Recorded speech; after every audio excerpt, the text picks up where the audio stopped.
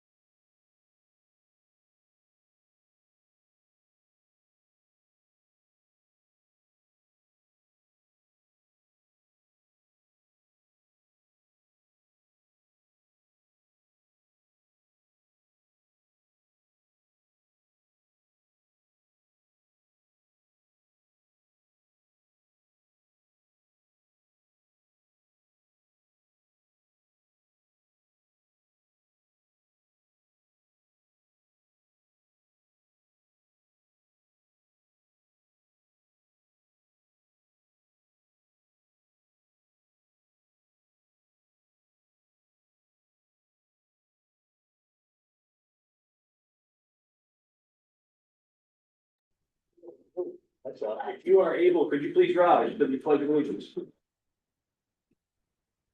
Against the flag of the United States.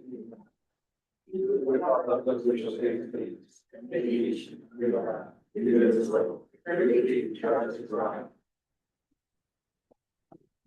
All right, good evening. We have a full agenda tonight. We are going to start off with a public hearing on the Pumpkin Town tip. I will entertain a motion to go into that public hearing. So moved at 6:01 PM. All right, seconded. Any comments from anybody? All in favor, Sam? Aye. Paul? Aye, Joe? Aye. Mallory? Aye. I vote aye also. Motion passes 5-0.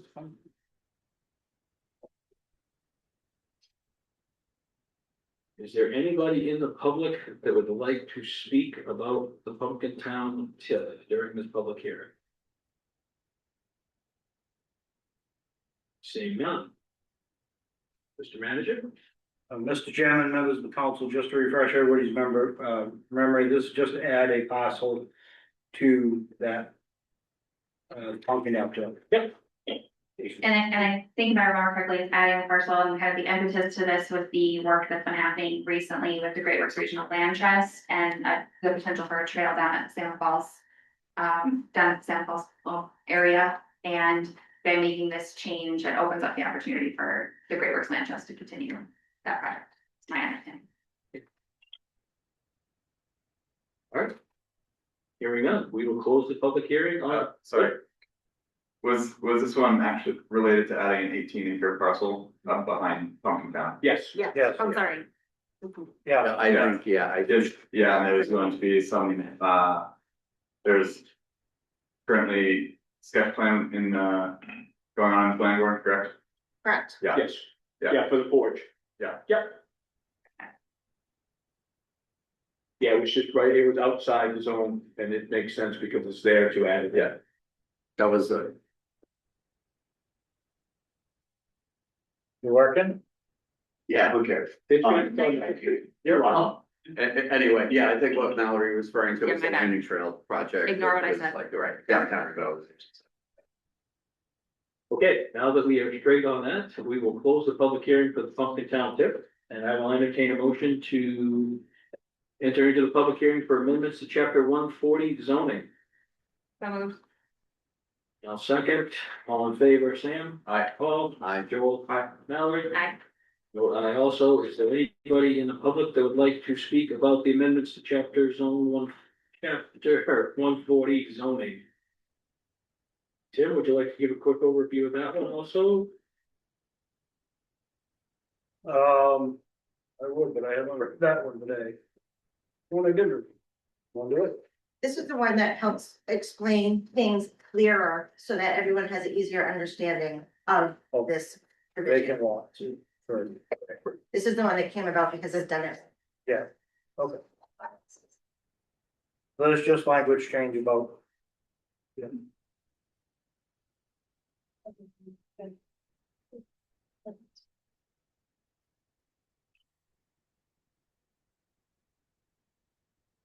Tim, this was written by the town attorney or? Yes. Yeah, it was written by Ben. Any other further councilor comments? I just have one. I guess clarifying question. I think there was a, the trigger for this was Bennett Bennett Road. Yeah. And I recall, and correct me if I'm wrong, that DiCarlo had noted that, this doesn't change any, like the contents or the requirements so much as it clarified the existing requirement. There was a note that, he made a note that the attorney said, well, you don't need to do this, but this would be more clear. I'm just trying to suss out whether this is a change or simply making things more clear. I think it was a language change just to make it for clarity. There's no interpretation the way it's written now. Okay. Is the reason behind it. Joel, you good? All right, hearing nothing else, we will close the public hearing on chapter 140 zoning. Moving on to Board of Assessors, I will make a motion that we open the Board of Assessors at 6:06 PM. Verna, welcome. Need to vote on. Oh, sorry. Second, anybody can second? I'll second it, sorry. Beautiful. All in favor? Ben? Aye. Paul? Joel? Aye. Valerie? Aye. I vote aye also, motion passes 5-0. Thank you. Good evening. So we have two abatements to look at tonight. The first one is number 54 or A-2026-54 for the property owned by Jay Bancroft. And on page 3, forgive me, my eyes are a little wonky this evening. Just had eye dilation this afternoon.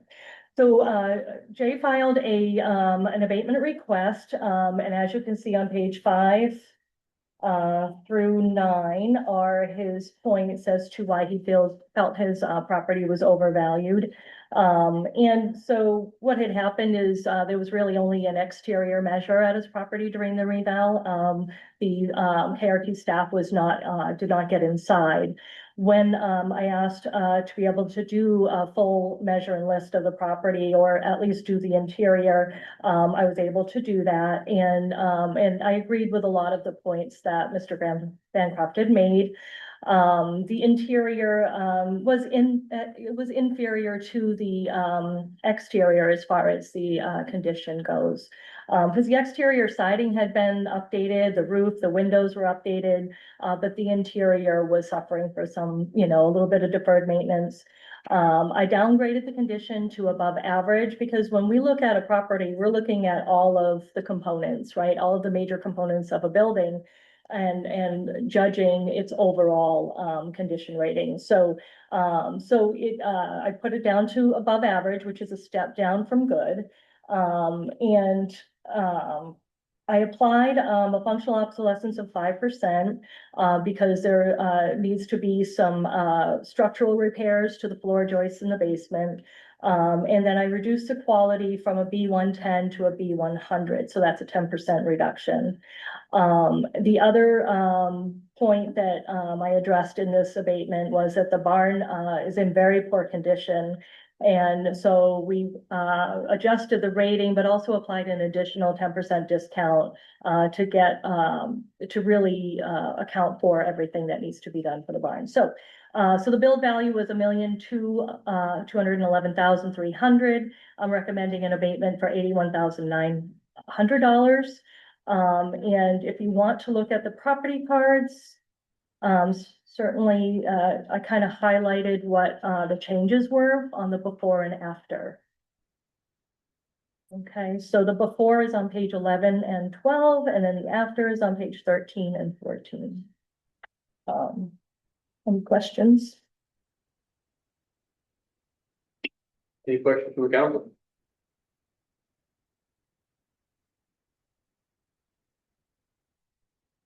Hearing none, I will entertain a motion.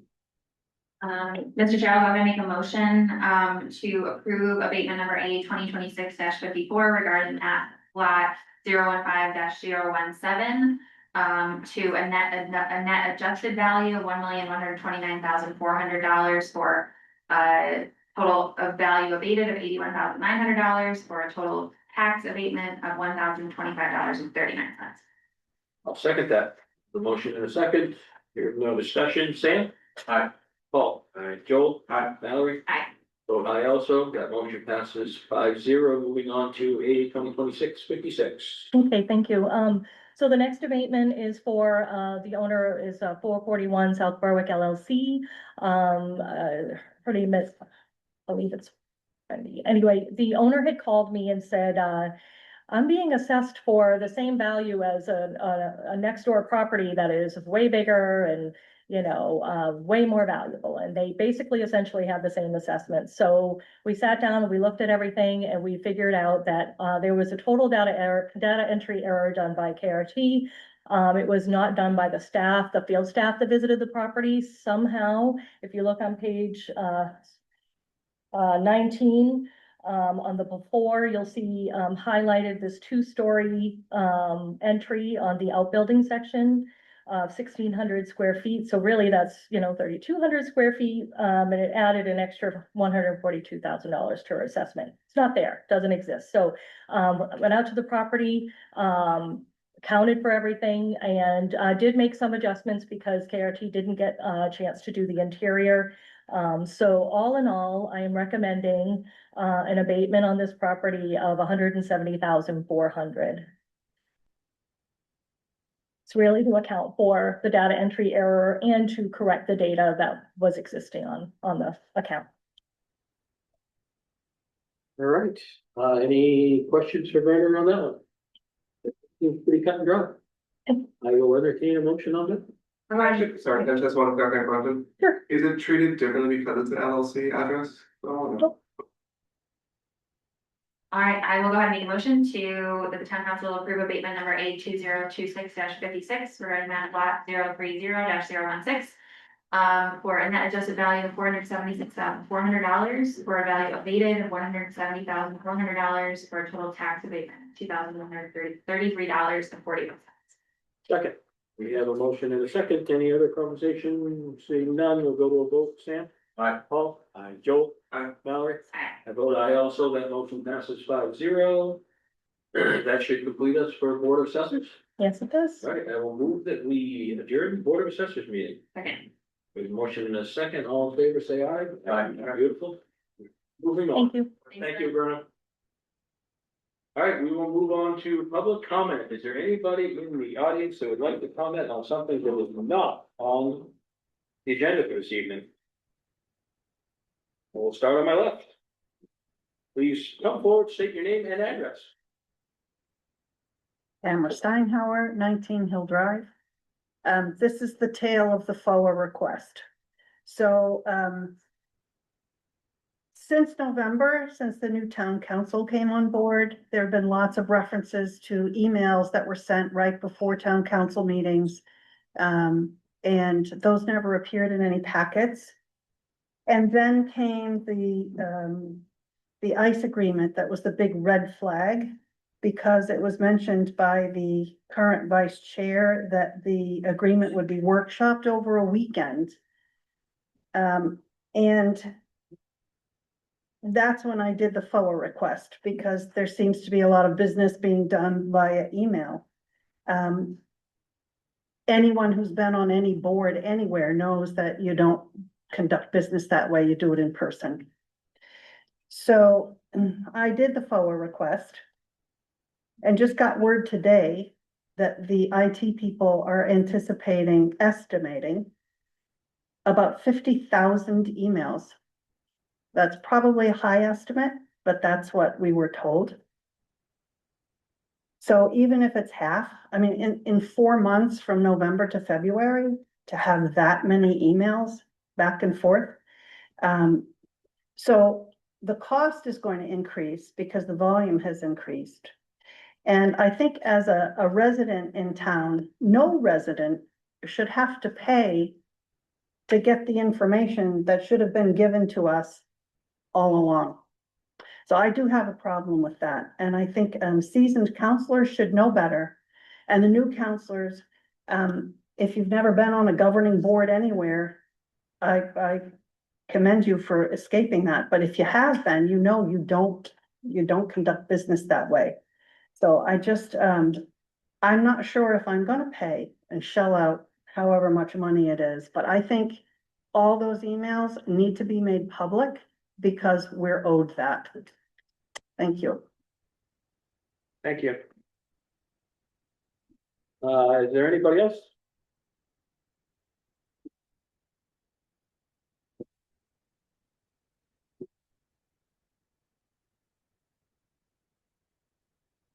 Hi, Brad Christo, Oakfields Road.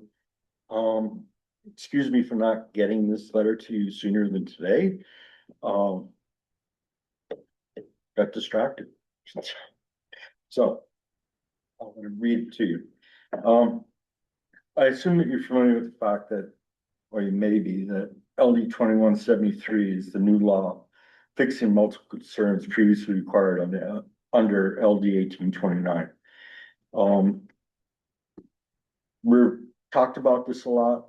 I've written letters about it a lot, and now there's been a change, so. And an opportunity, dear councilors and manager. It is rather amazing the legislative whiplash experienced these past few weeks in Augusta. For 4 years, legislators grappled with laws to address affordable housing and streamlining restrictions for housing construction and development. First through LD 2003, implemented in 2022, and then in 2025 with LD 1829's focus on increasing density requirements with its state mandated rules on zoning laws. Recently, LD 2173 became law, and just in time. This law tackles many of the concerns LD 1829 imposed on communities, and most importantly, it extends the time for compliance until July 1st, 2027. Since we have not yet adopted zoning changes for LD 1829, this is a tremendous opportunity for Southburg. We can now spend time to understand the implications of this complex law in the context of our existing zoning ordinances, build upon recent work, and then craft zoning law changes for LD 2173 compliance that reflects the goals and strategies of our 2024 comprehensive plan. This bill clarifies a number of concerns raised by LD 1829. The following is a quote from the Maine Monitor. LD 2173, which was signed by Mills last week, was conceived as a fixture bill to address these concerns in LD 1829. It clarified what counts as a public water and sewer system and limited its density requirements to areas served by those systems. It also exempted the environmentally sensitive regions from density rules. It allowed communities greater flexibility in setting lot sizes and density ceilings outside growth areas. Affordable housing development height bonuses are now subject to additional review. End quote. It is time for a reset. May the council please consider to postpone indefinitely your agenda item to schedule a joint public hearing of the planning board on the proposed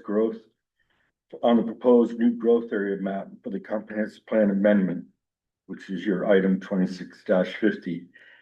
The basis and motivation for this map and amendment was to ensure compliance with LD 1829 that is now obsolete and superseded by LD 2173. I suggest the council to please convene the comprehensive plan update committee to address LD 2173 when the new town planner commences their responsibilities, hopefully soon.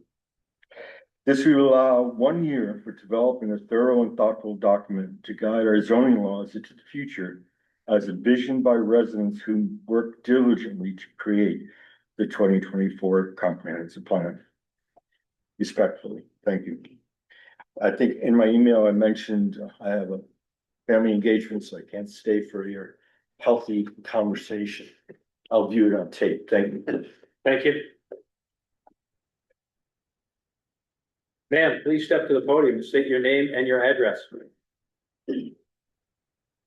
Melissa Costello, Boyd's Corner Road. First and foremost, I would like the council to consider a motion to actually reconsider the motion to accept the minutes of the March 24th, 2026 town council meeting. Tamara Steinhauer's name was spelled different. The town manager's report was not attached as indicated. There were motions that were not made at this council meeting, rather at the special council meeting, and should be omitted from this document. And Councillor Martin's comment questioning the FOAA training. FOAA should have 2 A's, it only has 1. Just dotting I's and crossing T's. Second of all, at last week's meeting, the council voted by majority to schedule a public hearing for a new cannabis license application. Applications for cannabis licenses require certain documents, and I'm sure it was an oversight, but the identification, the driver's license, and the medical caregiver card provided by the applicant were actually both expired. So my concern is you move this to a public hearing and then to a vote. I would hate to see this application be denied just on a technicality. So I don't know if before the public hearing, maybe you could reach out to the applicant, have them update update those, forms, of identification that he submitted. So hopefully somebody else can have, a business in our town. The other thing about that too is I wanted to go back to the supporting documents just to make sure I did see that they were expired, and for some reason, all of the supporting documents, for the agenda item of this public hearing have disappeared from the website. So there is nothing, it was at the very end of the meeting and there's, nothing, on it. And finally, months ago, it was brought up, to discussion about how, constituents were able to speak on agenda items in a meeting. And, I reviewed the, not only the, administrative code and the rules of council, but then I also reviewed the town council rules of order and procedure. And they kind of, counteract each other. And I watched a planning board meeting the other day, and I absolutely appreciated the way public engagement occurs, in the planning board. They, they call the agenda item out, there is a description given of the agenda. Then there's informal discussion that actually continues between the board and the constituents. And I feel like in the town council meetings lately, it's the agenda item gets read, public comment is asked for, and then we're kind of not allowed to speak anymore. So maybe like we could have a discussion later down the road, because I know you guys all have a ton on your plate right now. But it would be great if we could figure out the difference between informal discussion and actual council debate. Because the interpretation of both what's in the charter and in the council rules of order can be interpreted completely different just between the two documents. And I would love to see agenda items, public comment, and then informal discussion, because public engagement, that's what we're all crying for. So just something to consider for clarification purposes down the road of how we interact with each other. Thank you. Thank you. Anybody else for items not on the agenda? Ma'am, please step forward, state your name and address. Hello, Susanna Esposito, 22 Beach Road.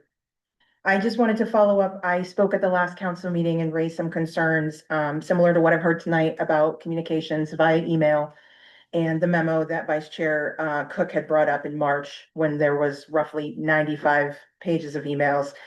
Now it sounds like there's more emails, and I just wonder, because I did receive an email from Councilor Flingstrom an hour before this meeting with those 95 pages of emails. I hadn't spoken with anybody else about any follow-up to those meetings or what's going to be done, but I would like to ask the council what your plans are for providing materials prior to the workshop, to let the community know maybe what the challenges are that we're discussing, what's been going on, if there is a problem with communication, and provide those emails to the town. So I didn't get a lot of response when I was up here last week, other than, and the chair and the vice chair, I appreciate that, but I would love to hear from the rest of the council on what the plan is for providing those documents, so the public knows going into that workshop why it's happening, what's being discussed, and what the scope is.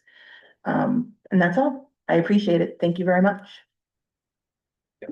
I just want to add, my intention this evening was to make a motion during councilor comments to make sure that those 95 pages get posted, ahead of our workshop. So that was my intention. The council can do with it what they want, but that was my plan.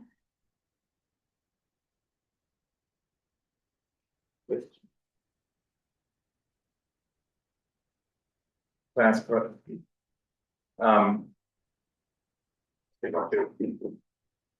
If I could ask the citizen that Melissa Costello, which cannabis application you're referring to? Hydration. Okay, thanks. Yeah, thank you. All right, anybody else for items not on the agenda? Okay, seeing none. We will move on to the town manager's report. For the highway department, they've been patching potholes, mowing sports fields, and repairing some basins. The police department has had 6 arrests, 6 accidents, 201 traffic stops, and the radar trailer has been deployed. In the fire department, they've had 20 calls in the past 2 weeks, which brings them to 129 year to date. Job offers were sent out last week for the new full-time firefighters. Most have accepted the offers. One did decline, taking the position in Berwick and fire department. And we are awaiting a response from one other candidate. The tentative start date for these new hires will be Monday, May 18th. It will go through orientation and training for the first few weeks before transitioning to their 24-hour shifts starting July 1st. Code enforcement, we've had 5 building permits, 2 plumbing permits, and 10 inspections in the last 2 weeks. Planning, economic development, Judd and Alan, Alan Plummer and Code, we've been working together on some planning items. He has been attending the planning board meetings. We have received 16 applications for the planner position, and we have the top 3 candidates will be interviewed on Monday. Transfer station, we have been reviewing with the supervisor at the transfer station, the schedule of fees, and we are talking with other communities and want to just make sure that our fees are up to date on that. And it was very busy there this past weekend at the transfer station, everyone starting their spring cleanup. At the library, it was 1,306 visitors in the past 2 weeks. There were 16 public programs attended by 222 people, including the Center for Wildlife did a presentation on birds of prey. The library book sale will be held this year from May 7th through the 9th. Recreation, the spring soccer programs are starting this week, and most of the summer camp weeks are already filled. There is a few spots left. Seniors this week, on Wednesday, they have a bookkeeper coming in for a lunch and learn center. And AARP reported that they did 222 federal tax returns this year.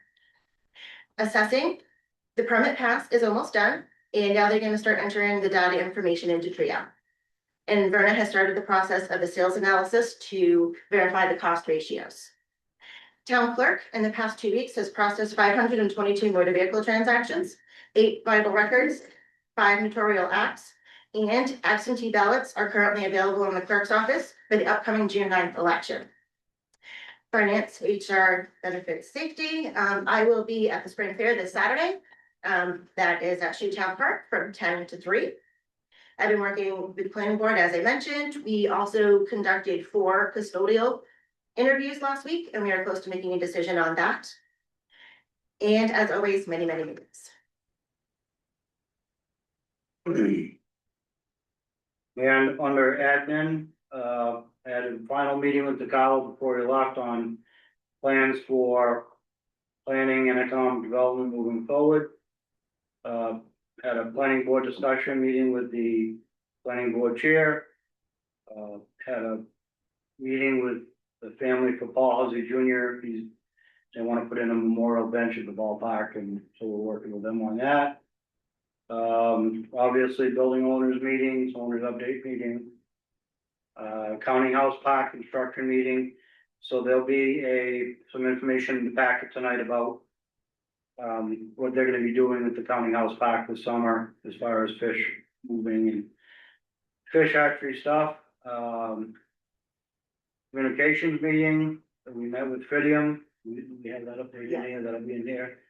And town hall renovation meeting. And I have a letter to the town council I'd like to read.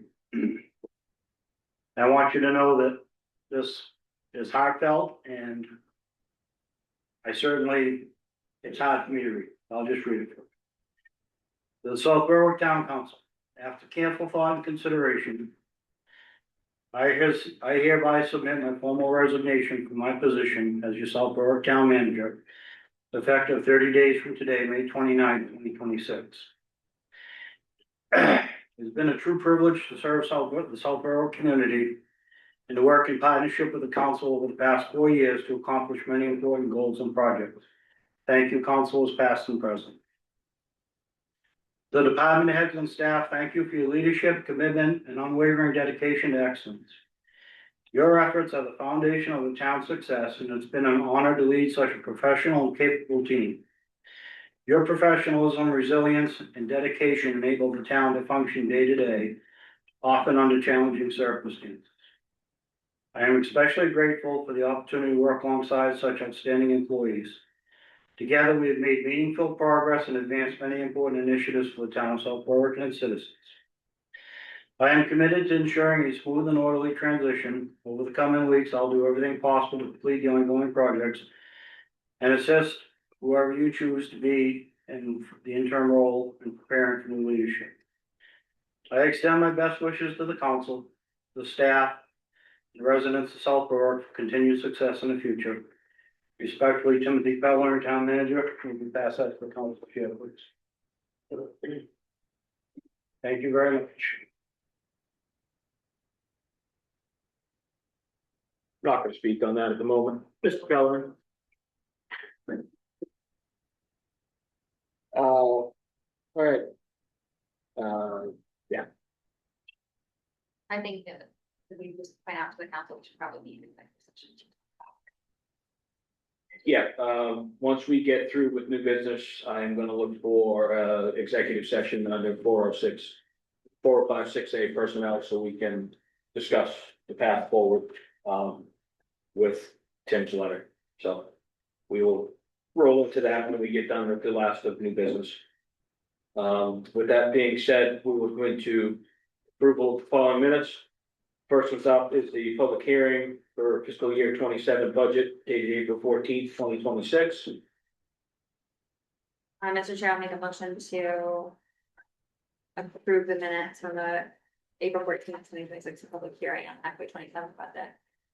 Second, we have a motion and a second. Any conversation on public hearing? Hearing none. We'll go to a vote. Sam? Aye. Paul? Aye. Joel? Aye. Mallory? Aye. I vote aye also. Motion passes 5-0. Moving on from that, we go to the public hearing for 599 cannabis license renewal of April 14th, 2026. Mr. Chair, I'll make a motion to approve the meeting minutes from the April 14th public hearing for 599. License. Second, we have motion and a second. Any conversation? Hearing none. Sam? Aye. Paul? Aye. Joel? Aye. Mallory? Aye. Well, I also, that motion passes 5-0. Moving down from there, the public hearing for Flora cannabis license renewal, again dated April 14th, 2026. Mr. Chair, I'll make a motion to approve the minutes from the public hearings dated April 14th, 2026 for the Flora cannabis license renewal. Second that, any discussion? Hearing none, we'll move to a vote. Sam? Aye. Paul? Aye. Joel? Aye. Mallory? Aye. I vote aye also. The motion passes 5-0. Last minutes we have are the town council meeting minutes dated April 14th, 2026. Any corrections that anybody has seen in these? Point of order. Yes, ma'am.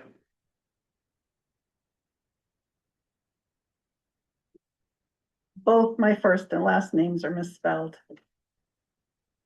It's Well, we won up Miss Costello. Yeah, we got one right. Thank you. Okay, so I'll make a motion to adopt those meeting minutes with the corrections of Tamara's first and last name. Second. We have a motion and a second. Any other conversation? Hearing none. Sam? Aye. Paul? Aye. Joel? Aye. Mallory? Aye. I vote aye also. Motion passes 5-0. Moving from there, we will go down to signing the treasurer's warrants. Mr. Chair, I'll make a motion to sign the treasurer's warrants, dated April 23rd, 2026 in the amount of $251,680.62. I'll second that. We have a motion and a second. Any conversation? I just wanted to draw attention to a few of the items that I noted were over the $2,500 limit, which would trigger the informal bidding process. And according to the purchasing policy, those the town council should receive a bid summary form associated with those. And I'm not those would be, I noted them to Jennifer in an email just advising I was going to bring these up. The CNC roadway, which was for sweeping, was $6,105. There's three others, and I apologize, I don't have the spreadsheet or the email in front of me. My reason for bringing it up, I'm just wondering, what is our process since we're approving this disbursement? If we don't have the validation of the contractor selection prior to doing that. So I would entertain a motion, where. And I'm gonna go with traditionally, even though that's not right. Traditionally, this is how it's all been delivered to us. Understanding what you're looking for, and I understand why we should, or why you wanna see it. I would entertain a motion that we could debate on with the council to set forth that this is what we wanna see in the future whenever these bids are there, and we'd like to see the data to go with it. That way they can have adequate time to prepare prior to looking at it. Like right now, I mean, you sent the email at 3:30. There was no way Jen was gonna get this to us today. First time I've seen us looking at this, so I would entertain a motion if you wanna make one, and then council can discuss it and we can move forward from there. We do have a motion on the table.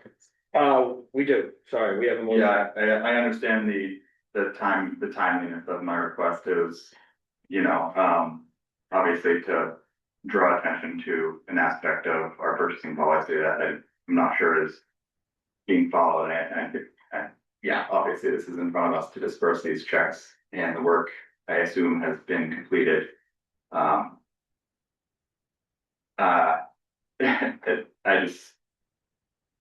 That's my only point of discussion here, so I'm going to.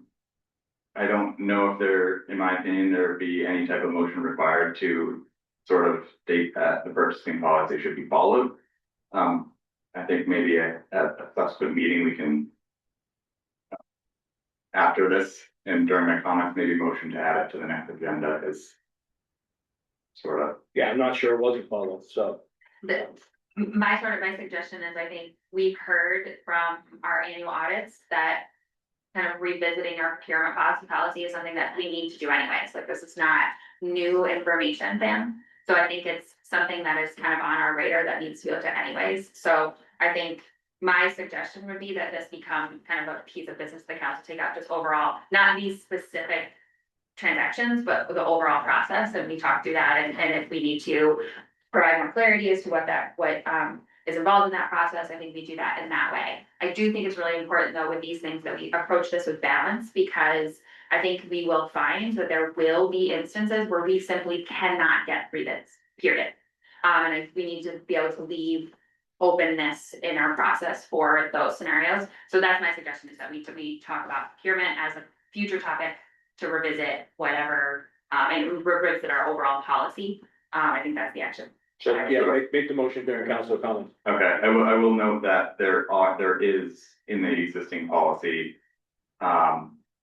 Verbiage related to not being able to. Yep. Solicit those, and it just requires, again, additional.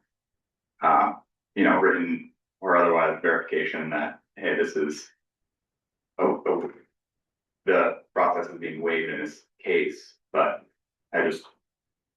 Seeing them coming every other week and not having ever seen that type of documentation is why I'm bringing it up at this point. Okay. So that's.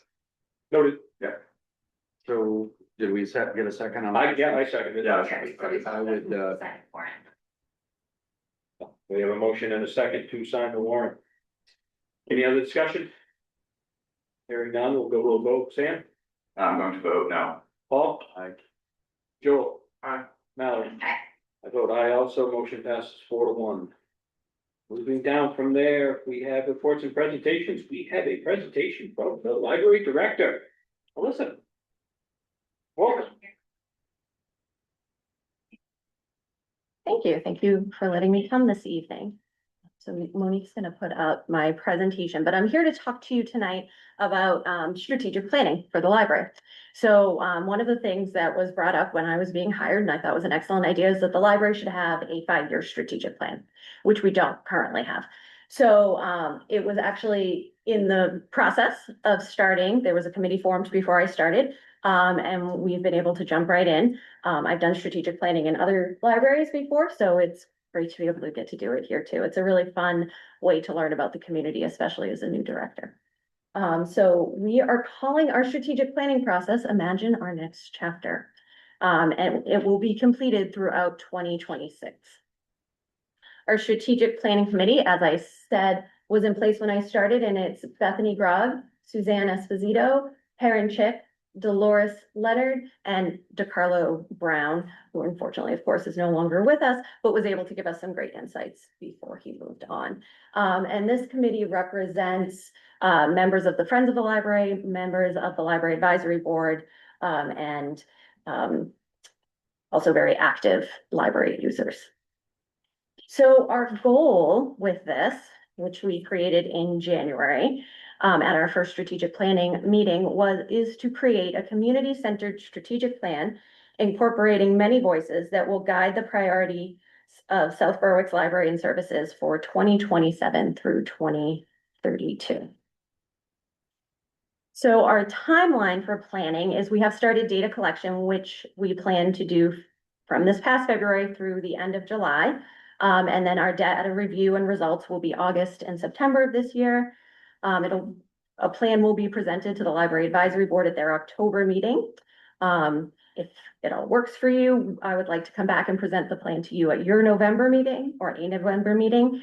And then we'll start the implementation of the plan as of January 2027 and going through the end of 2032. So in terms of our process, to get started, we conducted two SOAR exercises, which look at the library's strengths, opportunities, aspirations, and results. And we did one with the library staff and one with the Strategic Planning Committee in January and February. And a few of the strengths that came up in those meetings, to give you a little preview, were our space, our programs for all ages, a supportive town government, our staff, our friends at the library, and the variety of ways we offer community enrichment.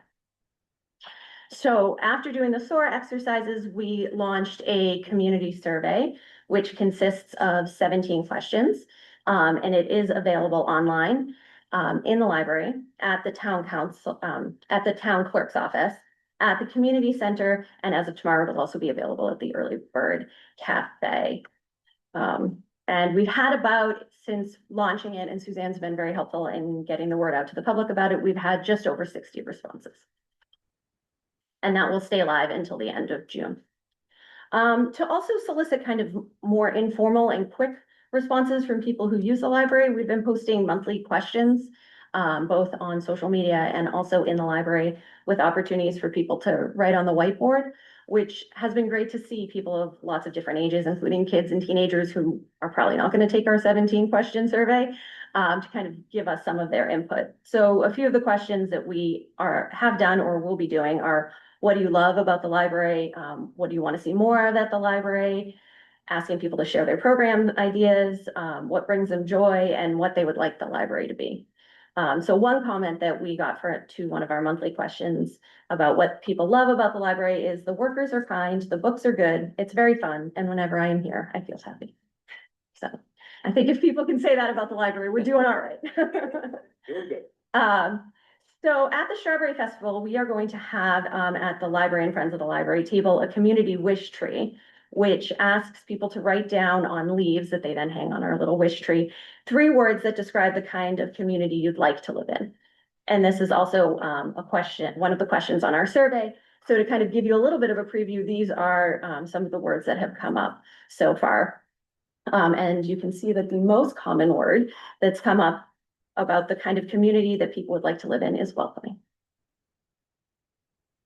We also, to give people a chance to kind of dig in a little bit more than you're able to on a survey or community question or on social media, we're gonna have some community conversation focus group type events. And we're going to do one in person on Tuesday, May 26th at 7 o'clock at the library.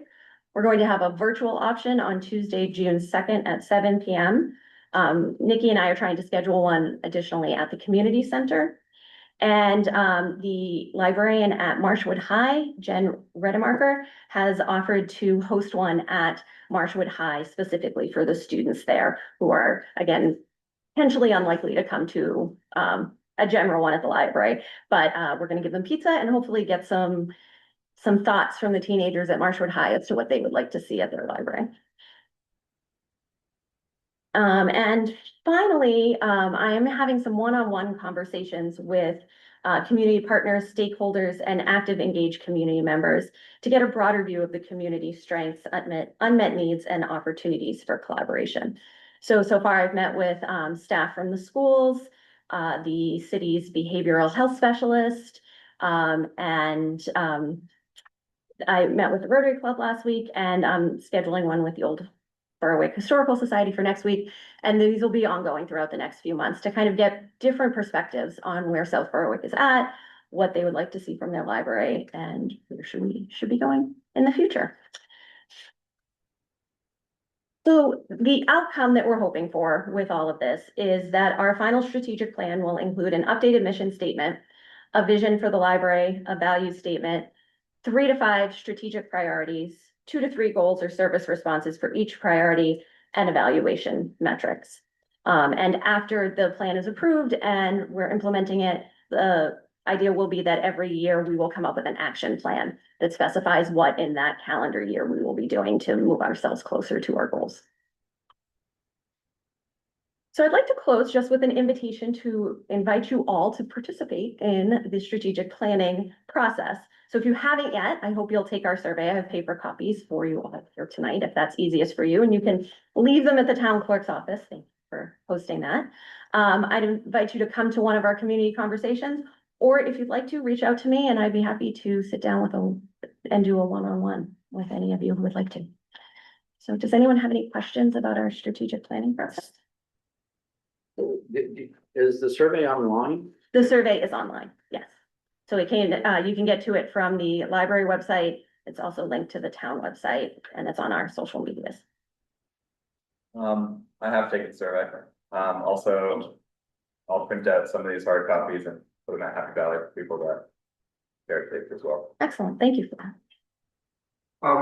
This might be a different group potentially with this, but I love that you're focusing on like how to bring more people in and the growth of it. Is there any approach to the plan that's focusing on the building and kind of like any potential work that might need to be done to the building itself? So that can be part of the strategic planning process, or that can be a separate kind of more capital improvement kind of project. Traditionally, I like to do them separately.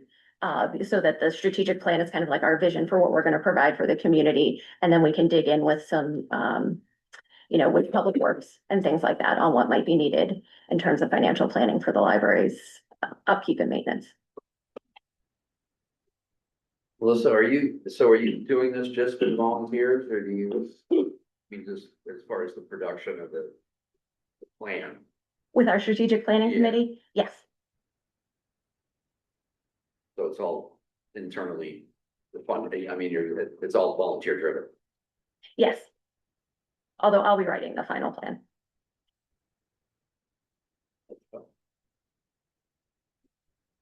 Just, I just want to say thank you for pulling it together and bringing us to it. I think it's great. I think it's exactly what we need. Thank you. Does anyone want a copy of the survey? Sure. I'll do it online so you can read it. Okay.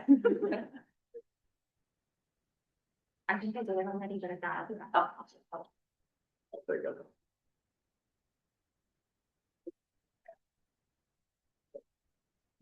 Me too, but I write like a doctor. She'll never read it. I can check the boxes. Thank you so much for coming. Thank you. Thank you. You. All right, there are no more reports and presentations tonight, so we will get into unfinished business 2644. Anybody from the public want to speak about the community art committee application? Seeing none, I will entertain a motion. Mr. Chair, I'll make a motion to appoint Jacqueline Bousquet to the Community Art Committee with a term ending June 30th, 2027. I'll second that. We have a motion and a second. Any discussion?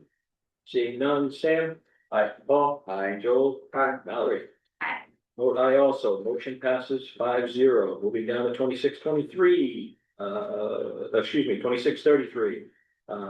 Interview application for board of assessment review. Mr. Chair, I'll make a motion to appoint Brooke Cabot to the Board of Assessment Review with a term ending June 30th, 2028. I'll second. We have a motion and a second. Any discussion on that? Order, are you going to make a public comment on that? Sorry, skipped that one. Yes. My apologies. Please approach. Paul Steinhauer from Hill Drive. I am one of the two lone committee people on the Board of Assessment Review. I am the only one out of two that is a South Berwick citizen and not a professional assessor. Appointing another non-resident who is a professional assessor working in that capacity is concerning. I know that there's nothing in the town charter that says that appointed boards must be citizens. I feel strongly that they should be, but that's a story for another day.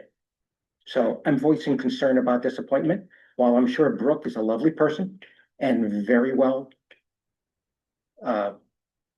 equipped for this position, I'm concerned about the precedent that we're continuing to take by hiring professionals that are not residents of South Berwick. Thank you. Thank you.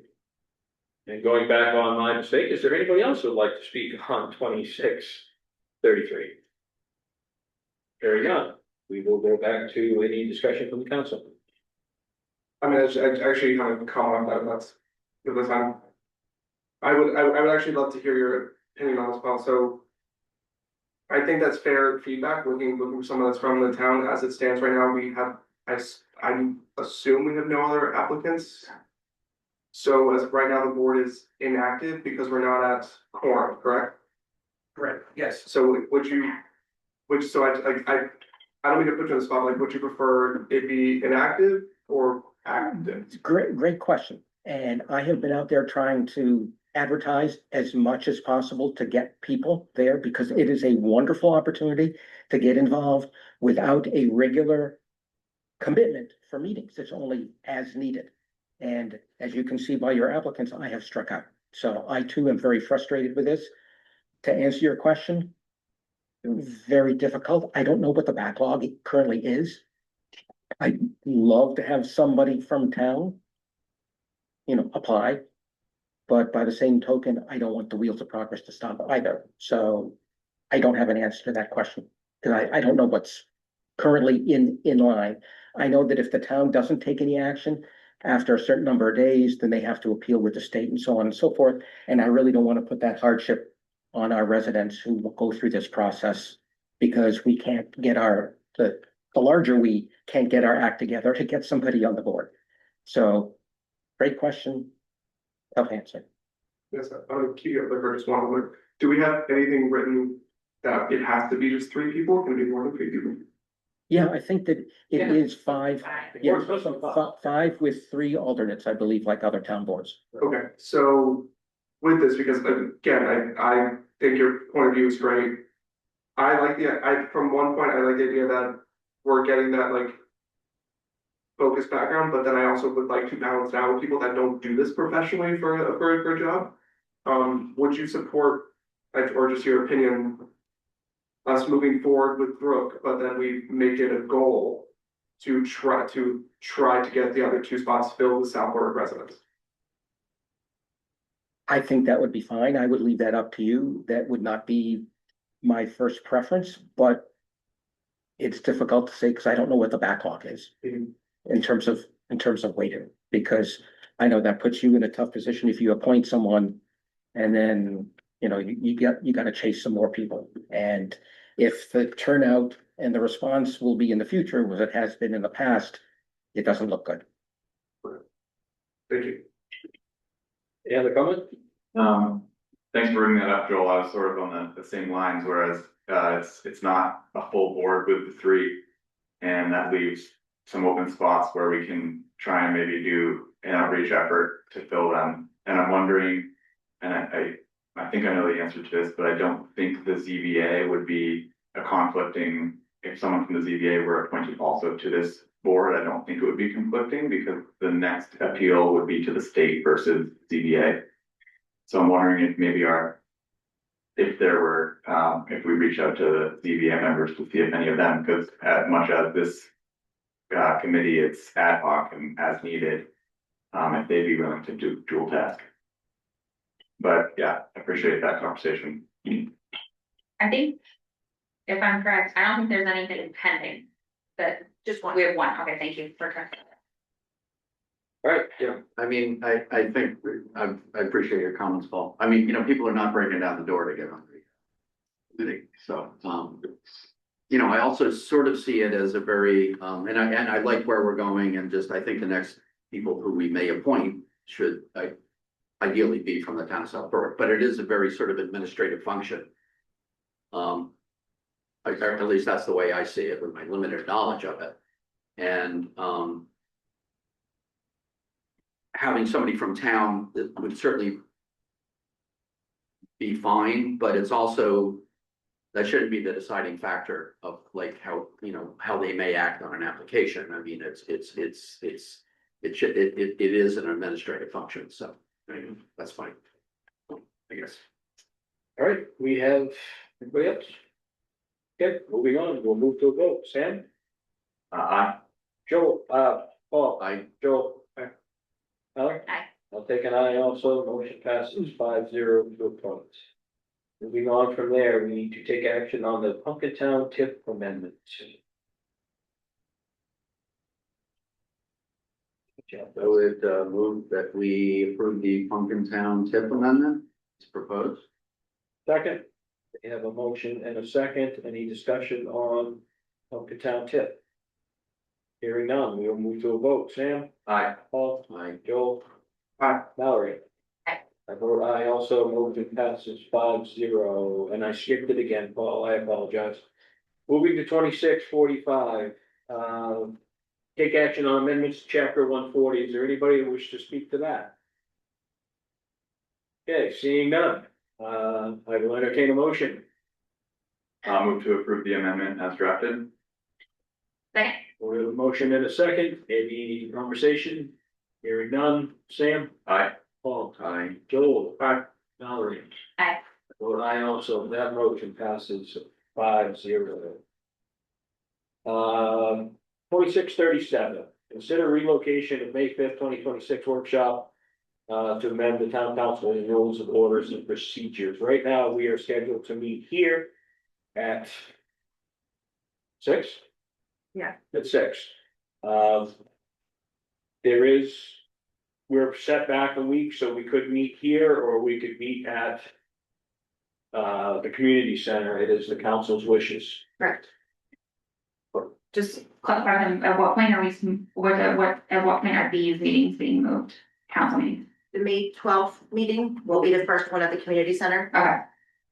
Okay, I'm thinking that we move to May Yeah. 5th, so we get an idea of where we're gonna be holding our council meeting before we get there. Yeah. Is the spot that we're going to set up for Zoom meetings and communication? Yes.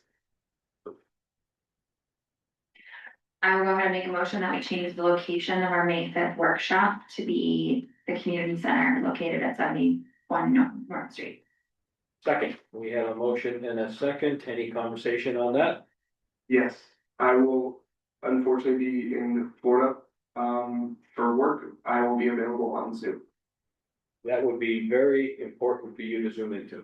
Oh, no, I'll be available. I will be on Excellent. Zoom. Thank you. Great time to go to Florida, not too hot yet. All right, we have a motion and a second on that. No other conversation, Sam? Aye. Paul? Aye. Joel? Mallory? Aye. I vote aye also. Motion passes 5-0. That takes care of unfinished business for tonight. Let's move on to new business with 2638 fiscal year 25 end of year expenses. I will look at the crowd to see if anybody wants to talk about that. Hearing none as of now. Jen? Yeah. Yes, so this was requested of us at the last meeting. So I went through and did the budget versus what was actually spent, give you the unexpended line, the percent that was spent, the percent that was unspent. So our goal is to try to be under 5% underspent. We cannot go over without coming to the council for other approvals. So as long as I've worked here, we've never gone over. And that is the goal. So anything that was over 5% unspent, I have made a note on there as to the reasons why. The clerk office was a little bit, was just shy of 6% underspent. Our town clerk at the time was out on leave. The employee benefits typically is one that does leave some money on the table because we do have to account for everyone using all of their deductible. We have set it up where it keeps the cost down, but the deductible is high. But if everyone were to use their deductible all the way across, we need to have that budgeted in case it happens. So this one is one that typically is a little bit higher. The next one is the planning board, left just shy of 31,000 on the table, and that was because there was no third-party reviews that were needed that year. Slow year for building. Zoning board, there was no appeals that year. The police department, officers leaving and new hire gaps. So that one is still fairly low, only like a 3.72, but I did put it on there because it was just shy of $60,000. Public parks had 18% left over, and there was a change in personnel as well. General assistance, this one again is typically not utilized, but we do try to make sure we have some money in case people need it. Social services, this is our donations. We require an invoice to be able to pay a donation, and we reach out to the people if they, forget. In this particular year, I can't remember which one this was, they did not get us an invoice, therefore we left $750 on the table. Historic district, they only had a little bit of postage last year. And the overlay, that probably could be a whole workshop in itself. That is decided when we do the mill rate. Especially we had this one a little higher this year due to the reevaluations coming into place and not knowing how many abatements we were gonna have. But KRT and Verna has done a great job, so had some, but not a lot. And is there any questions? Was anything overspent? No, nothing is overspent, it's all underspent. Okay, I mean, I didn't know, I mean, with the salt stuff or whatever, I didn't know. if we were- You could run over on public works. That one's really, really close, but he's Yeah. over on his overtime and over on his salt bank quite. Like quite a lot, I mean, about 140,000. And if that's over, do we need to take action or does it need to be over by a certain amount? Or If he goes over at all, we will bring that to you. We've had the last number of years for public works to the point, we've had a fairly significant carryovers with the right terminology, like where we haven't needed what we've been budgeted. And then the public works department can kind of pull from that carryover from previous years. But if correct me if I'm wrong, I think that's more or less like depleted, like that carryovers. Carriers have been depleted. It was a harsh winter this year, and we've seen a lot more snow this past winter than we have in prior years. And now we're also taking care of 236 as well, to the traffic light in 91. There is a state law for the public works for winter maintenance. If we do go over, we as council are allowed to do up to 15% of the budget to cover any overages for winter maintenance. I just, not really a question about this, but, the social / civic, is there any, application or anything, since it's 750 left, I spoke with, Mr. McDermott the other day about the Sister City project and, he was soliciting some financial assistance. I think that that operates as a nonprofit, so would that, fall under the category for that fund such that he could maybe apply to use Yes. some of that? Yes, we ask that people during our budget season send us a letter of request. Typically, it asks for, we usually report how many people they've helped in our community, how much it costs them to help the people in our community, and ask for a certain dollar amount. And we can either go with that dollar amount or whatever dollar amount the council chooses. Okay, so since that sort of person, whomever it was, didn't come forward, is there like a rolling application such that if he got you something related to that? I Could can be- see it in the folder to be reviewed for next budget season, absolutely. Okay, so it's, He's on, that money Okay. comes because it was allocated in the last budget by the town for the specific purposes. got it. But I think because they're coming in June, we can't use this money. Right, correct. Okay, I wasn't sure if there's like a rolling application for this year that it's, okay. It's in the budget process. All right, any further questions on that? Seeing none, we will move on to, oh, my eyes are going all over the place. 2639 Spirit of America Foundation Tribute winner. So every year we are asked to pick a local person, project, or group to receive the Spirit of America Foundation tribute for outstanding community service using their own criteria to honor the recipient at town meeting. We have to submit a choice for the award by 5/12, correct? Yep, submit choices by 5/12. Appoint the recipient by 5/26. Then we'll make the announcement at the town meeting on May 2027. We'll do the other one this year, this one. So we have couple weeks to come up with some names. Tell everybody, the public, please put them into us. If anybody is listening, and council, solicit people you know to see who we would like to get this to. It's a great thing. We've done a lot of great organizations in the past. Just a question, is there like an application? Do people just email us? Like, what's the process? There is an application, I believe we received an email from, Yeah, We- we have an email with it in it. yeah, the whole council received an email with it. In the past, we've often received just like an email, with like email from residents just gonna say, hey, I nominate this community, et cetera. We've had counselors bring forth nominations, we've had public bring forth nominations. I can find the email and bump it to everybody's popular event and that's. Excellent, thank you for that, Mallory. Can Suzanne, is that, I mean, can we advertise that or publicize that for the town website or wherever, Facebook page or whatever? Thank you for that, Paul. Nothing else, we'll move on to 2648, Odd Fellows Tavern liquor license renewal. I'll make a motion that the town council approves the liquor license renewal for Odd Fellows Tavern. They are a business in good standing. There are no issues reported from police, fire, or code. Second. We have a motion and a second. Any discussion? Seeing none, Sam? Aye. Paul? Aye. Joel? Mallory? Aye. I vote aye also. That motion passes 5-0. We need to schedule an interview, 2649, schedule an interview for planning board applicant Kurt Estes. Sorry, not Kurt.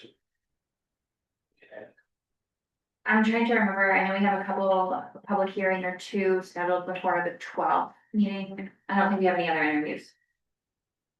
Trying.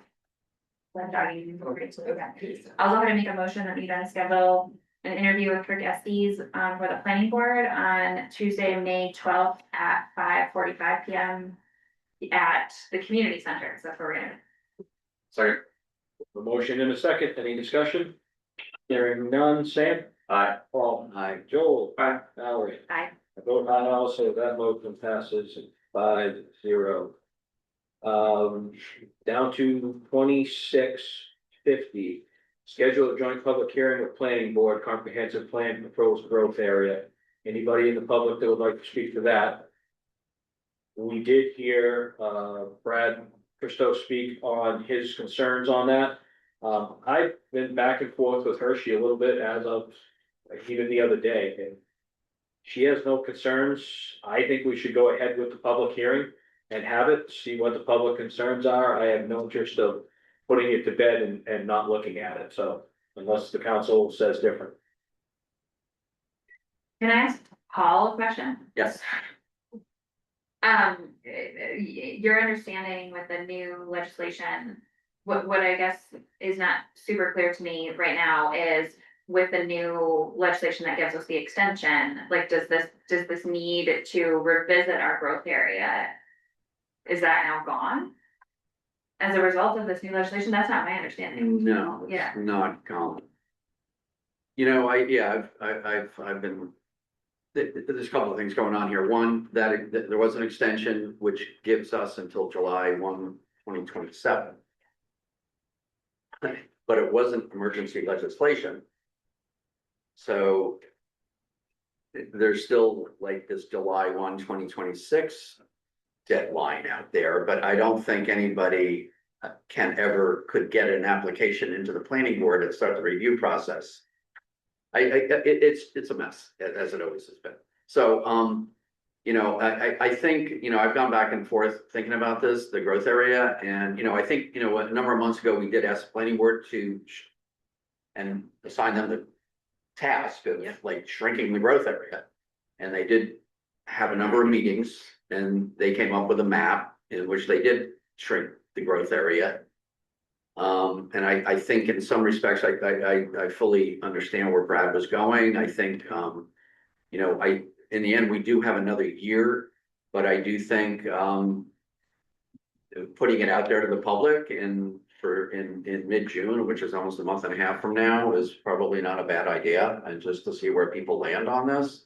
I guess my only issue, and I have talked with Brad too a number of times about this, is I still think there needs to be some public education about what this all means, because the density issues are pretty profound, and I think, you know, we're gonna be changing the face of the community possibly. But I guess at this point, I don't see a big issue with like at least getting public feedback on the proposed growth area map. And see where we fall. I say, I think it's a great starting point, but myself, don't wanna take their work and set it aside just because we get an extra year, because blank, you're a year older and it's here. So I would, but again, I'll make the motion and then we'll go through the council wishes. I moved when we schedule a joint public hearing with the planning board on 6/15 at 6 o'clock. 6/16, 6, June 16th. 16, sorry, 6/16 at 6 o'clock at the community center on Norton Street. Second. We have a motion and a second, the conversations and. Yeah, I would just echo what everyone else is saying about, you know, I think it's important to keep moving on despite that pushback of the date. And I know SMPDC does have some sort of presentation related, at least it was related to 1829 at one point. And perhaps if they have an updated one, between now and then, we could entertain, such a presentation to the council that we can put out there for others to attend as well. Yeah, I was going to ask that is it possible at this that we get utilities that are going to be impacted by this as well? I know we brought them up before and the relationship's not tenuous, but we just don't talk to each other. Sewer. Yeah, sewer, because I think it's gonna be a lot of the questions. Is like, as the lot sizes shift, like how's that going to impact our already stressed utility structure? When is our next coffee with councilors? May 20, Last Saturday, May 30th. All of this to kind of just anyone just an idea, would it be fair to do like an educational session during that? So people can be more prepared for the public session, because it is just gonna be, there's just a lot to this. And we should make it as like approachable as possible. I don't know people's thoughts about that. I think that's a good idea. I think we have to kind of figure out how we're gonna facilitate that, and who's gonna do it, but I think that's a great idea. I'm volunteering you and I. I don't, You're gonna be around. I'm confused to death on this legislation, so it's probably not a good idea. I think maybe we can call SMPDC and just like ask them if they have, any additional information, if they'd be willing to do a public informational session on it.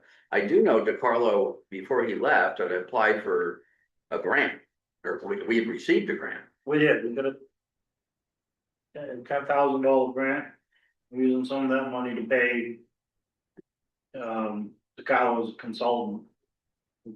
Answer that, and then the rest of it's for the project. Rate 221. I think it needs some thought about like just trying to do some additional educational work and publicity about like what the law means and they did run 3 or 4 public meetings on this, and by the end, but only a few people were showing up. Right. Yeah, maybe only a few will show up for us, I don't know. And would you be able to reach out to, like, I don't know the structure, would you reach out to the utilities to see if they're available? Would someone from town council reach out to utilities? See if they are available or having a presentation during information? Or what would it? To reach out to the water and sewer district. Reach out to who? The water Water and sewer and district. I'm looking at John's face and I know. Yeah. I will gladly reach out to the water and sewer district myself personally. I will reach out to their boards. And I will see what I get and I will report back to the council. Okay. I'll do my best in good faith to try to get some communication with them. Thank you. More to come. Moving on from that, Fidium Fiber, thank you for getting them. We're at, in discussion for the motion. Oh, I thought we voted. No, I sorry. crossed it out, I'm sorry, so any more discussion on the public hearing? Hearing none, we will go to a vote to have that public hearing. Sam? Aye. Paul? Aye. Joe? Aye. Mallory? Vote aye also. Thank you. Motion passes 5-0. Moving on to Fidium Fiber. Tim, thank you for having all the trucks moved prior to softball season. Yeah, they're pretty happy when I told them they're on our property and I'm charging them $500 a day because they didn't ask permission. They thought that was like really funny, and then they realized I wasn't laughing. We should push them more. So, go ahead, you were. Okay. No, we met with Fidium Fiber and there's 4 steps to the process. They need to come in and run the wire. And then the splicers come in and connect them to the poles. Then they start doing some network testing. And then once the final service is in service everywhere throughout the town, they will be notifying the residents that it's available in their area. You can always go to fidium.com and check your address in there and they will let you know. I know they're offering steep discounts, especially for the first year. You want to get to it as a customer and they said the install process is within a few days. So they definitely want to get their customers, make them happy. Let's see. No, they went from Fairpoint to Consolidated. Oh, yes, it has changed names multiple times, so it was Fairpoint and then Consolidated Communications, and now it's Video. So just for the, So they're done with the running the lines part right now, or are they still doing it? It'll be going on till June sometime, right? June, everything should be done. And so I think they finished running the lines, but now they need to start splicing it. So we need to have some communication with them about traffic control. Because I almost got whacked twice on Wichita Road. They have signs, they have trucks parked everywhere and they're doing nothing on Well, control. that was really because of me. I told them we were going out that morning, not to put in traffic. Oh, I don't care. It's not gonna end well for them. We have somebody in the audience that would like to speak to that. And since I missed it, I again will break rules and allow it. Melissa Costello, Boyd's Corner Road. I just agree with John James 100% with his statement. I actually almost had a head-on with Paul on Bell Marsh.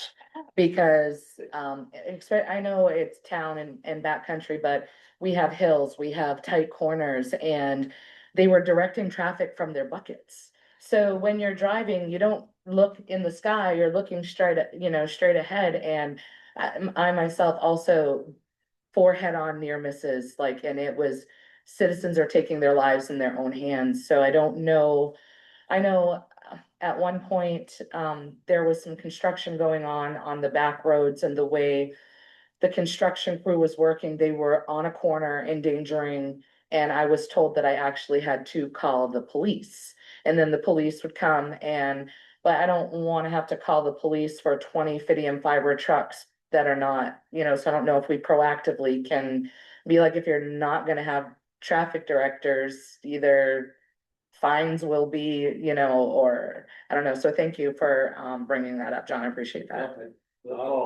Did they have any signs at all? No, they had some cones and on Wichita Road, when you're on the corner of the hill.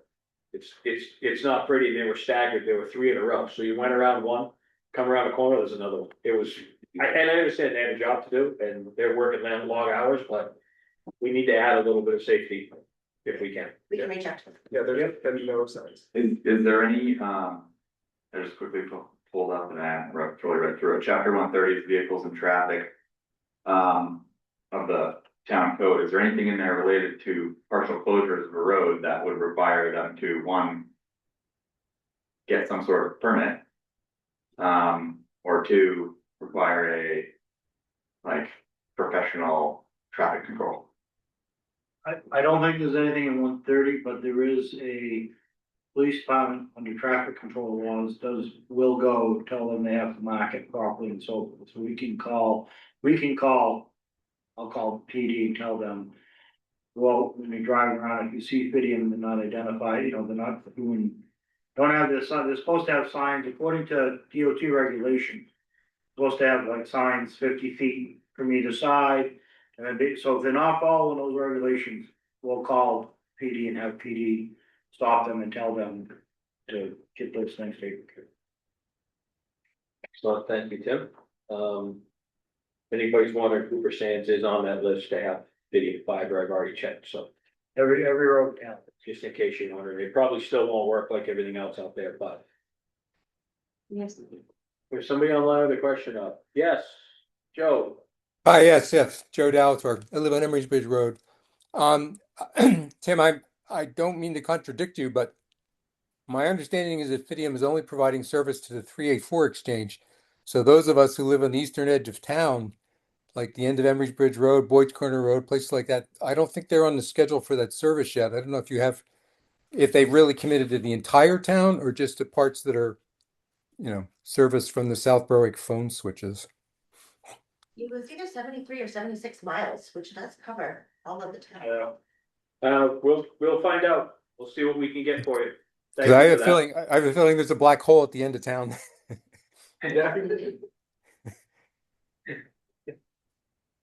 Melissa, you're not getting it. All right. Are you all set, Joe? Yes, thank you. I hope we can check into that and maybe we can get a confirmation that they are going to do that. That would be great. Thank you. Thank you. We'll see what we can get. Moving on from there, we have the Rollinsford Hydroelectric Project, 2652.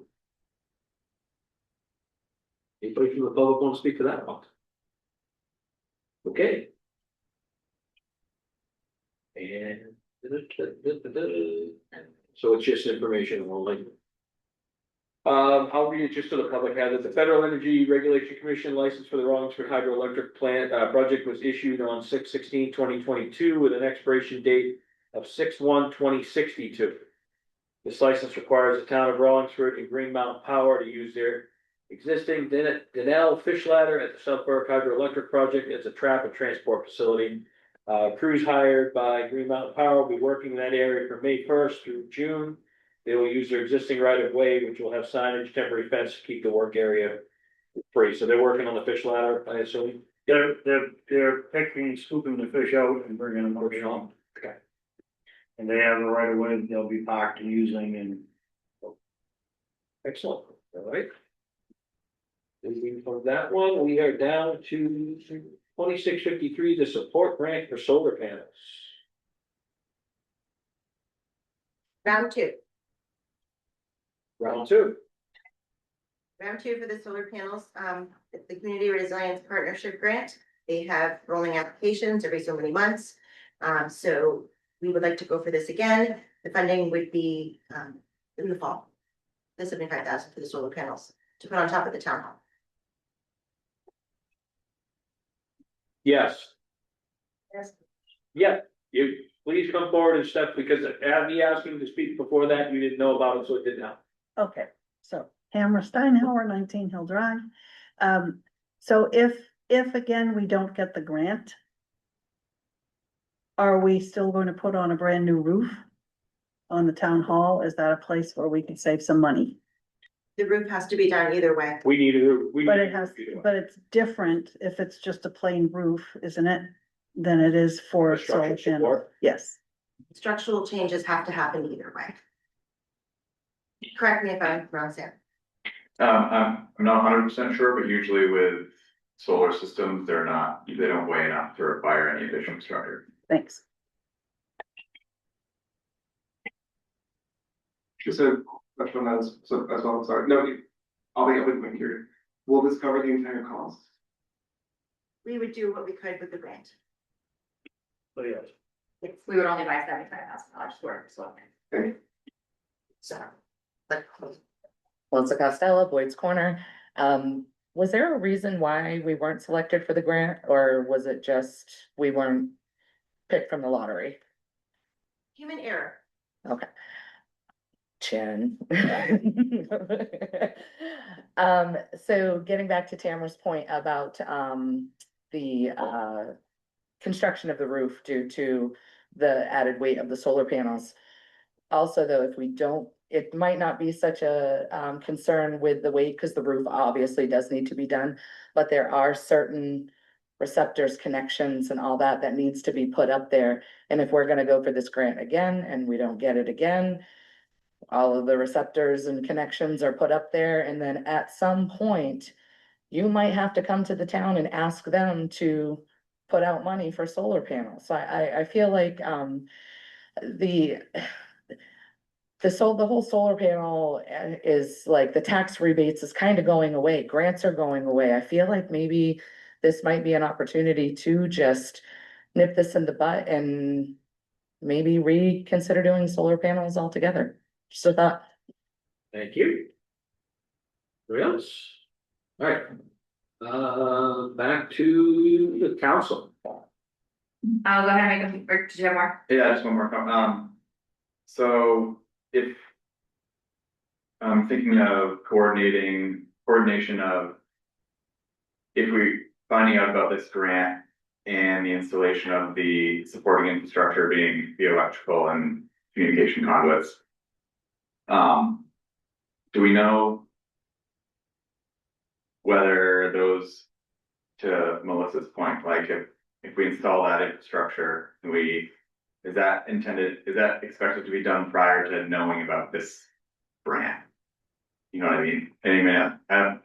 You're talking about in terms of just like the. Yeah, like, cause I can give a little background here on, cause next up on the agenda is an item related to removing the $75,000 from the guaranteed maximum price, which is currently in there to fund the solar, which would then be covered by this $75,000 grant if we got it. So wonder that $75,000 does not include the cost of the supporting infrastructure, right? So the current plan is install the infrastructure, grant or no grant, de-scope, if council approves it, de-scope $75,000 from the guaranteed maximum price, which would be a reduction in that guaranteed maximum price, can only install if we get the grant. So the town would pay for the supporting infrastructure, which I think is probably not significant in its cost. So in my opinion, it's worth installing that so that if now or in the future, there is a grant, whether it's this year or next, that infrastructure is there, because otherwise if the town wanted to do it, install that infrastructure after all the finishes are done, definitely way more expensive. So back to my question, sorry for being long-winded. Do we know if the results of the grant would be before contractor intends to install that conduit and stuff? It would be September, late September. Okay. We would know about the grant, so I'm not sure about the schedule. So probably not. And then, We have Andy on the phone. I don't know if Yes. Andy, not to put you on the spot if you're following that, but I don't know if you have anything to add here, because I think we're gonna come to the conclusion we don't know the answer to Sam's question, likely, right now. Yep. Yeah, I'm here. Can you hear me? Yeah, Yes. yep. Yeah. I'm not sure why my camera's not working, but I'm here. So I heard Sam talking about the concept of paying for the solar infrastructure now as part of the Charter Brothers guaranteed maximum price, and therefore keeping the option open of easily installing solar in the future. Was there a question after that? The question I think, Andy, is like, if we have a sense of when, at what point will that stuff required for solar panels be actually installed in the building, right, Sam? That's what you're getting at. And so we're trying to gauge like whether or not, given the timing of the grant being given the timing we expect to hear about the grant, which is September, like, do we think there might be opportunity for us to be able to say, oh, no, we don't want to do the solar stuff because we didn't get the grant again? They are giving us a new schedule updated at the end of this week. And if you don't have the answer to that, that's fine. That's something we can figure out. Yeah, I don't have the information at my fingertips. The way it was described, they wanted to run the conduit from the roof down to, I believe, a panel on the second floor, and that demo work would start in mid to late May probably, or early June, and so pretty soon after that they would want to rough in the conduit. That's just my guess, not looking at their schedule right this second. No worries, sorry, yeah, not to go down a rabbit hole, my bad. Just curious how that would maybe align with schedule, but. Anyway, I'll make a motion to, sign a letter of support to go with the application for the $75,000 grant for solar panels, for the town hall. Second. We have a motion and a second. Any further discussion? I just want to add, I think I am very much, I'm really happy that we're kind of making the necessary adjustments to the project because we didn't get the grant initially. But I do think it is, because it's kind of a situation where we're touching the building, and so it's the right time for us to put that infrastructure in place versus doing it later would be really expensive. This is a building that gets sun, I would imagine, like all day. There's no trees, there's nothing up there to block it. It's a flat surface. And so to me, it seems like primo opportunity for solar panels. So, but I think doing it in this way, approaching it by pursuing it via grant versus building it into the project is good, but we do need to have the infrastructure in place. And I think that that's like a longevity decision that we're making for the future of this building in the town. Yeah, I mean, I would agree with that. And, you know, I mean, this isn't just like a nice idea. I mean, there's energy savings that we're gonna be realizing over the period of solar. So. It doesn't. Or maybe it does. All right, we'll try that again. This isn't just a nice idea. I think, we're gonna be realizing energy savings over in the first year, 11,150 for their estimates, and probably during the entire longevity of the project. So it pays for itself. So I don't see it. It's a net benefit to the town. All right, we have a motion and a second. Any further discussion? Seeing none. Sam? Aye. Paul? Aye. Joe? Aye. Valerie? Vote aye also. That motion passes 5-0. Moving down to 2654, the renovation project commissioning agent. And again, Andy is here to answer any questions. This commissioning agent was like a third party testing. Andy, you could probably explain it better than I.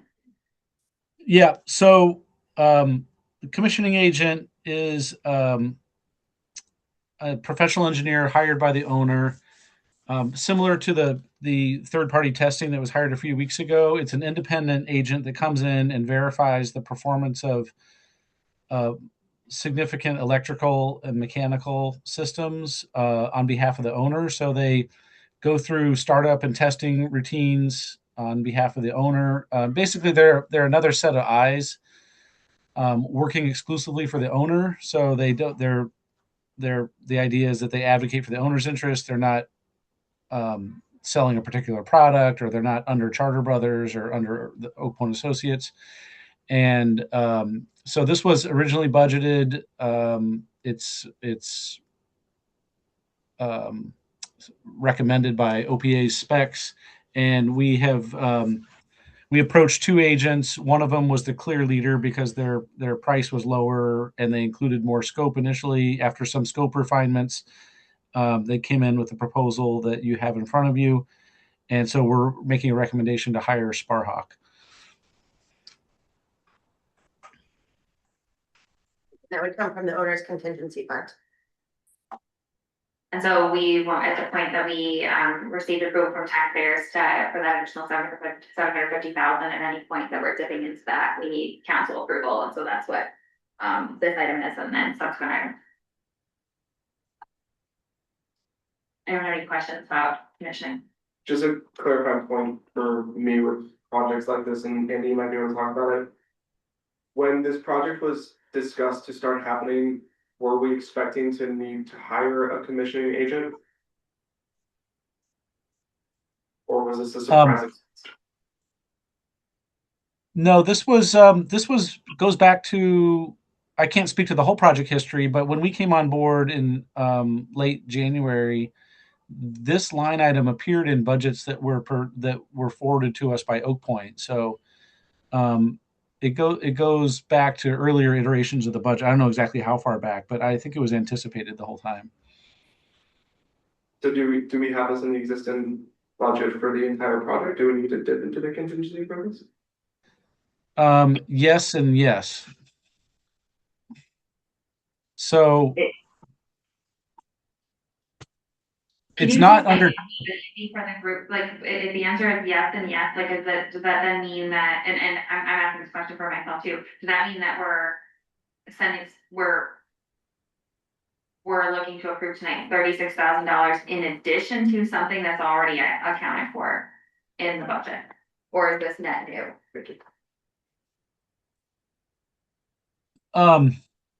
let's back up a second. The existing contracts with Charter Brothers and Oak Point have, but by the time they're done with their work, they will have fully drawn all of the bond proceeds and all of the original funding for the project. There was a 1.3 roughly $1 million line item added to the bond proceeds. That was let's call that the original project funding. Plus the bond interest absorbed by Charter Brothers and Oak Point, and they're going to absorb a little more. And so every time we hire a new vendor or bring on anybody, even if it was a line item in a previous budget, the only possible funding source is the town contingency, which I understand has to go to this council for approval. So this was an anticipated cost. It was built into the overall owner's budget, not part of Charter Brothers GMP, if that makes any sense. It's a owner cost, not a Charter Brothers cost. And because it's above and beyond the bond proceeds and the original undesignated fund applied to the project, it has to come from owner's contingency, which has to be approved by this body. I think it's probably a better way to explain it, that this is more along the lines of kind of the owner's rep situation, that like it was something we should have had from the beginning or had been planning for from the beginning and we hadn't been, I don't know. So, okay, which is fine. I mean, I'm gonna be very protective of anything that goes into the contingency fund that we have for this, but is this another example of Oak Point not requesting the proper amount of money for this project? Or no?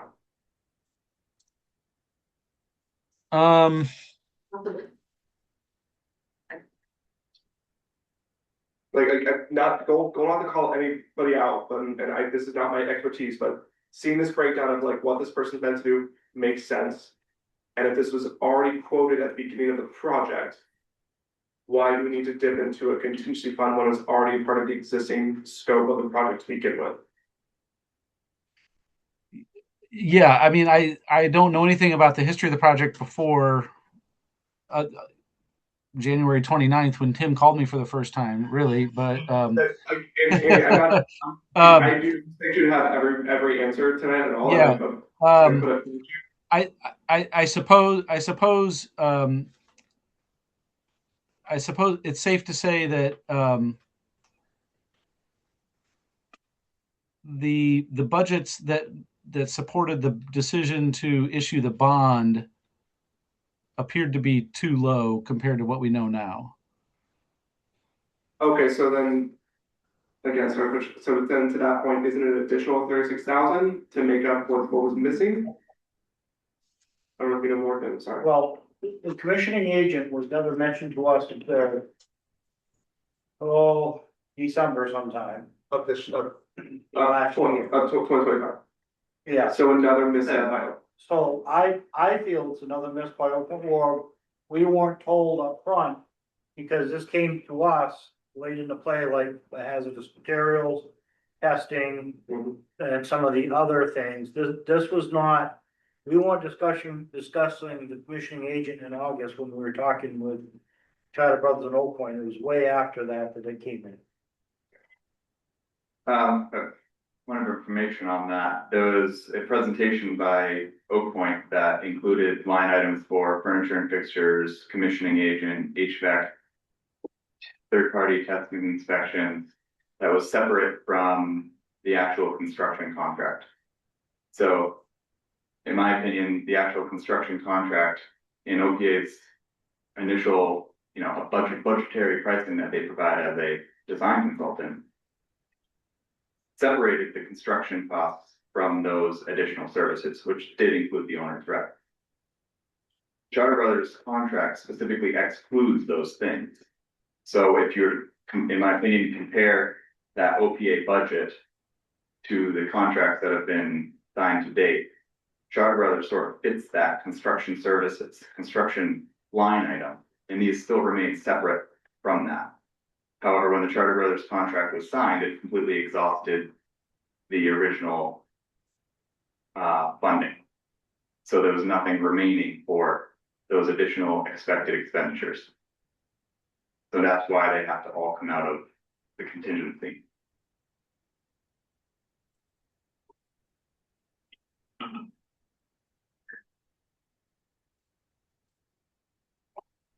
All right, we got a motion in a second? Do we have a motion? No? I think we have a motion. Sorry. I can make a motion now. I'll make a motion to approve the commissioning agent to be paid up to $36,000 from the owner's contingency fund. Sorry, that's one more question, Andy, sorry. Just somebody Hold on. second it. Second. Andy, is this necessary? I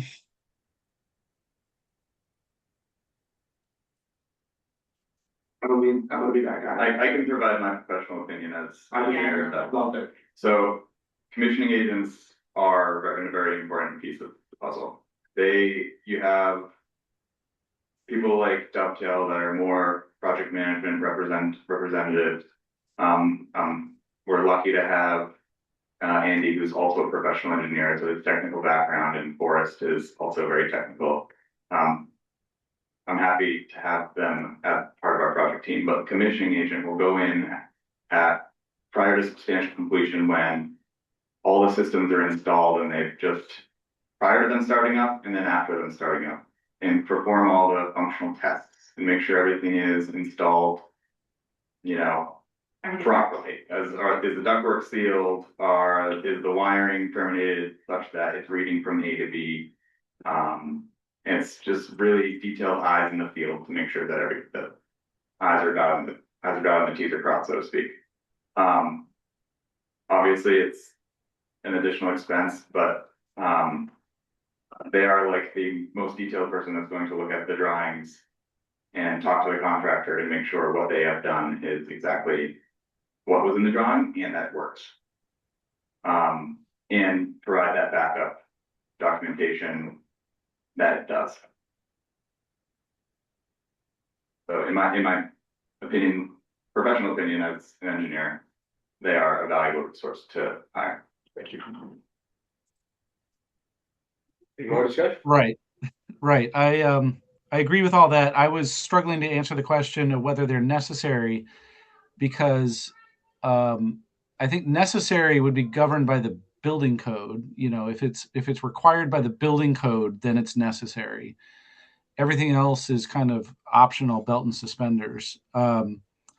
So I actually don't know the answer to whether this is required by the building code. Maybe Sam knows, but I know. Go ahead. I know there are commissioning procedures in the mechanical code and the energy code. To what extent they wouldn't have otherwise been done by the installing contractor, I would say it's mostly stuff that the installing contractor could do. Whether they're doing it or not, that's what the commissioning agent is going to confirm. Back down to would you buy a house without a house inspection? Because if you do, you're not smart. This is right down that same level. Why would we take this from them without having it checked when we can have it fixed if they find an issue? Correct? Because they're gonna find an issue. We go right back to everybody while we're still hanging off. And the ceilings are open. Yes, so. Value added. All right, any more discussion? Hearing none, Sam? Aye. Paul? Aye. Joel? Aye. Mallory? Aye. Vote aye also, motion passes 5-0. Moving on to early move costs.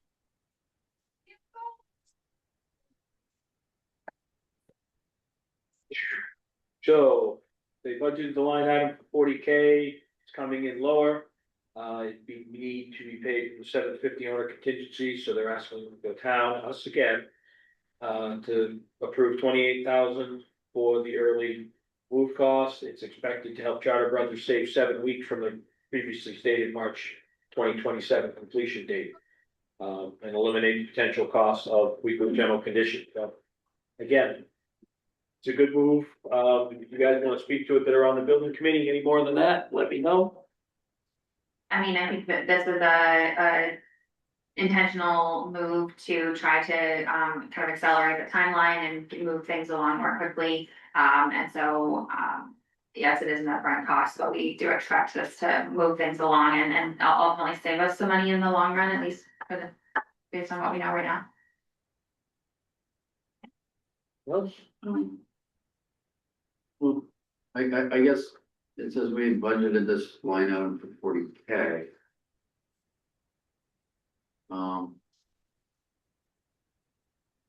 I think what we have to remember is that like the whole reason we went to ask for 750,000 was basically because we were running up at the budget anyways, like with all of these.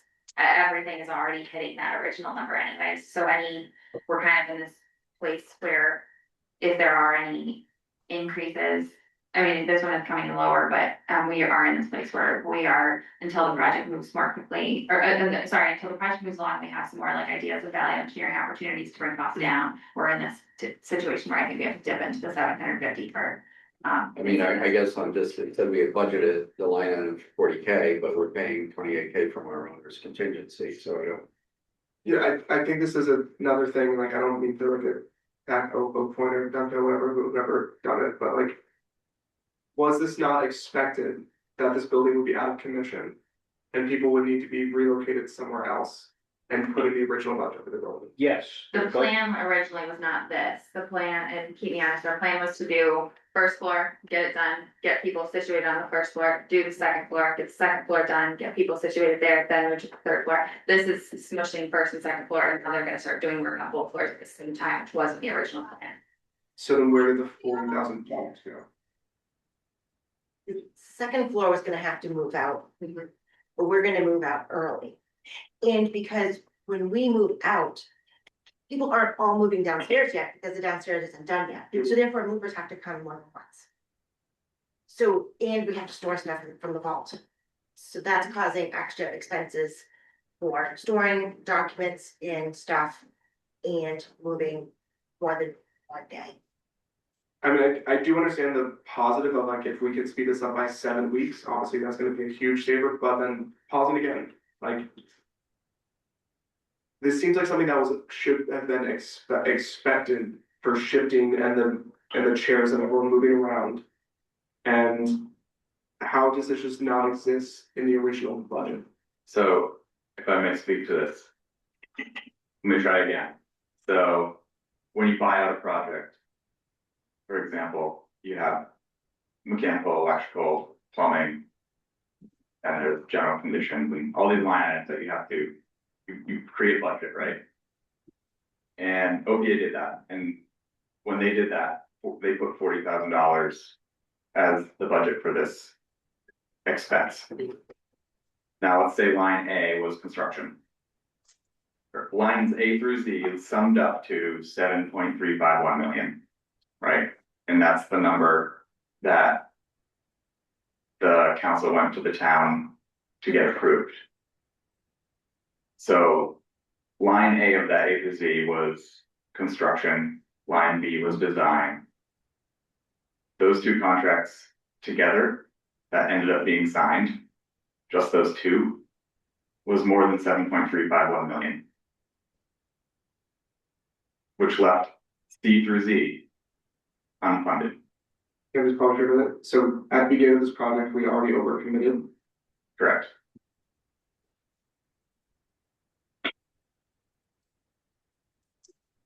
Okay. Which is why every new vendor that comes along has to go to owner's contingency.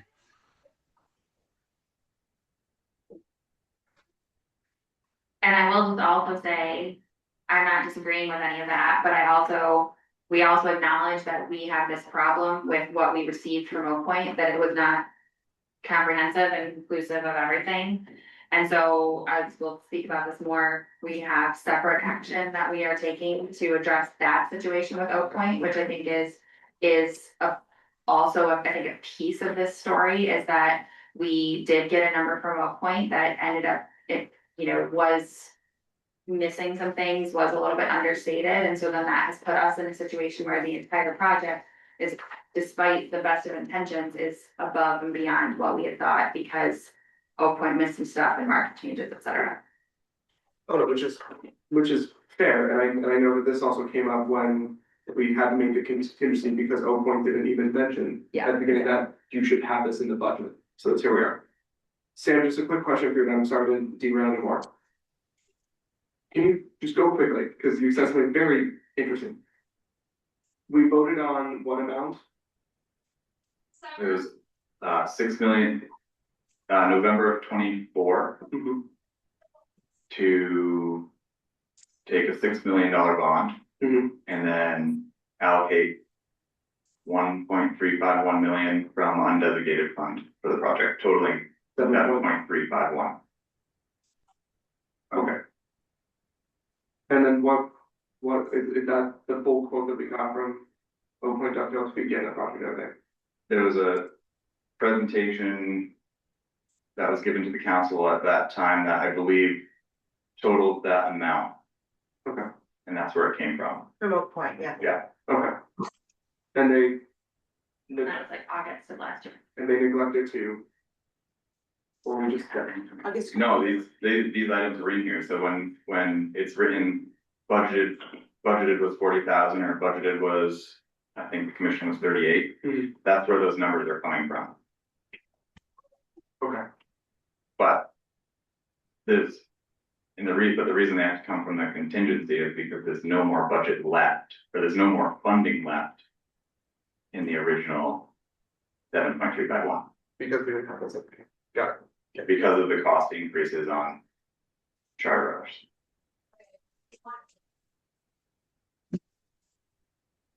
All right, any more discussion on early move costs?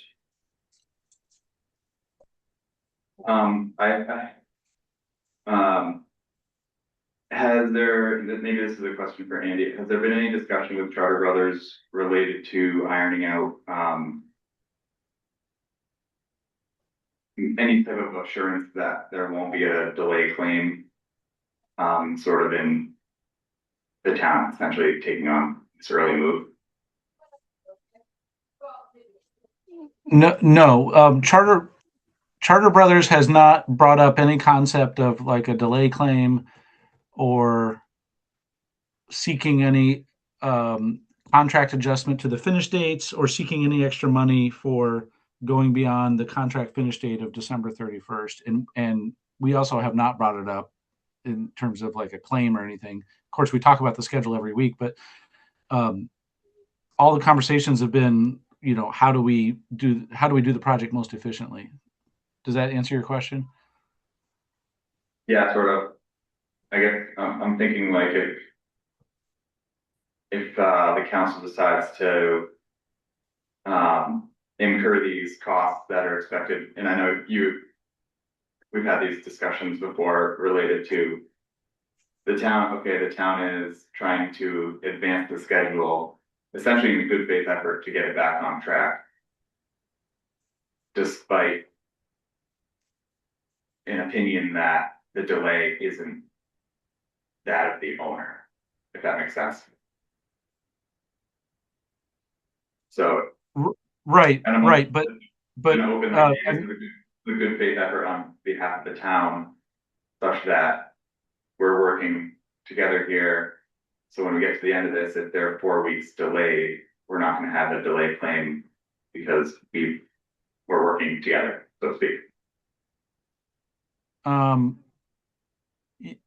Yeah, well, yes, we're working together. We're trying to complete the project as efficiently as possible in a cooperative way. I think that if Charter Brothers, if I could put myself in Charter Brothers' shoes, if I were representing them throughout all this, I would say, yes, we're trying to solve for these schedule issues, but also it doesn't, there could be delays that are not due to the owner that are also aren't our responsibility. Like, for example, if something comes from the architect, or if something comes from an agency like the state fire marshal office or something, or an agency like the water district, there are things that can affect this project where Charter Brothers can throw up their hands and say, like, look, we're doing our thing and we're trying to complete the project, but it's not, the owner didn't cause it, but there's still delays happening. And so that's part of the background music here. Good information. Thank you. Yeah. And then I want to add one other little detail. The number that you're being asked to approve is, I don't have the exact number right in front of me. You have it in your packet, but it's about $27,000, I think. 20,000 of that you have to pay anyway, because it's not really optional, because we have to hire movers to move things, period. It's the additional 7 roughly that gets you to 27. That's to expedite the schedule, to get the movers to come back and make multiple trips. So I wanted to clarify that. We have a motion. We have a motion and a second. Any more discussion? Hearing none. Sam? Aye. Paul? Aye. Joel? Aye. Mallory? I vote aye also. Motion moves 5-0. Moving down to the next one. We can probably have the same conversation. This one has a little more color, I think. So if you guys recall at our workshop, one of the big change requests at our workshop with Charter Brothers and Oak Point, that one of the bigger things that we had talked about was this HVAC work. And one of the topics of discussion at that workshop was that there was still kind of like ongoing discussions with Oak Point with Charter Brothers and Dovetail and Andy Forest about how to deal with this increase for the HVAC work. I think Charter Brothers has made a really nice, good faith effort to work with us on this, and has essentially agreed to do a 50-50 split for this overage, so that they would consume about $60,000 of that from Charter Brothers contingency for the project, while we take the rest, we the town, we the owner group. And it's also just important to note that we have kind of separate but related action happening with Oak Point to address the gaps that we feel like we've had. And so that process has been initiated. We don't have any specifics yet, but that process has been initiated to pursue whatever it needs to be pursued there. Questions? Or Andy or Jen or Sam, anybody want to? I think that's summarized. I appreciate the Charter Brothers, efforts there. I'm entirely sure what they were, but I appreciate them stepping up on that. All right. Hearing no more discussion, I'll entertain a motion. I'll make a motion to approve the additional HVAC cost of $60,040.96 to be paid out of the owner's contingency. Second. We have a motion and a second. Here's no more discussion. Sam? Aye. Paul? Aye. Joel? Aye. Mallory? Aye. Vote aye also. That motion passes 5-0. Moving down to 2657, landscaping scope change. This one's good. Savings, Yeah. 70,000. We more or less discussed on the front lawn out front, have just reduced the plan for that considerably from a landscaping perspective, with the interest of trying to find savings. And so we've more or less landed on kind of keeping the front lawn exactly the same, with the exception of a new sidewalk. Adding it on the further side, go straight out that way so that you can, side door will be usable. And I think like routing some electrical stuff too, maybe. Yes. Yes, so, and again, this was a very intentional effort by the town hall project committee. Given the few overages we just dealt with, this was an intentional effort to try to bring that back down. So this is to reduce things by approximately 70,000. Pam, in the audience.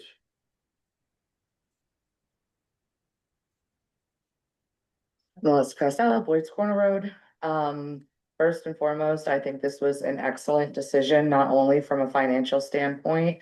No disrespect to the architecture of that plan, but they actually created a future maintenance nightmare for our public works department, and I could go into that, but I won't, because I know meeting's running long. What I was trying to understand from the plans that were, in the supporting documents, the savings, is that now coming from because not only did we, descale the plan, but is now the work being shifted to our public works department as opposed to it being contracted out? Our public works department is going to be helping with as much of the like demo digging that like, I'm not gonna get all the words right, as much of the work as we can, I think. Some of the earthwork. Yeah, the earthwork. So, and that's great, but now there's a concern of what other projects in town will be put off because of them helping out with the town hall project. And the only other thing I didn't understand on the design was, the irrigation that they're installing. It looks like according to the design, it's just in the front bed that runs along the front of the building, or is it sprayer hoses for the lawn area? Like, what kind of irrigation system is that? It's just to the side of the building to be installed later if we ever decide to do so. So another proactive measure for something that may or may not happen. Correct.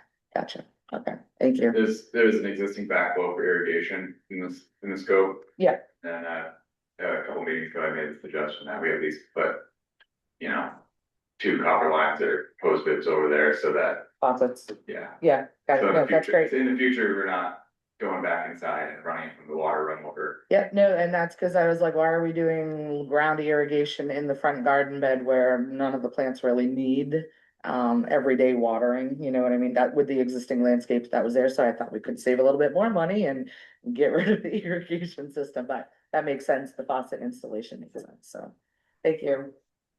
Anybody else? All right, Does that align with your last meet? I wasn't at the last meeting. Okay. I will entertain a motion on that one.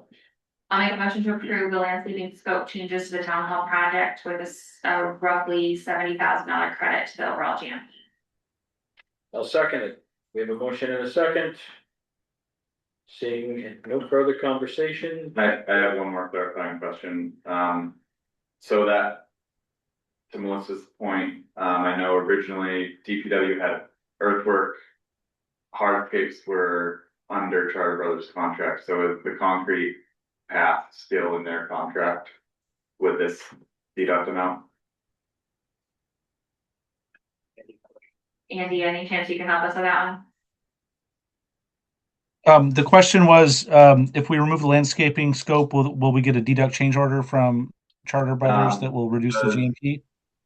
Does the new plan still have the hardscaping, the concrete walk, and the rework to make the ramp ADA compliant? Is that above grade work, the concrete, still in Charter Brothers scope, or has that also been removed?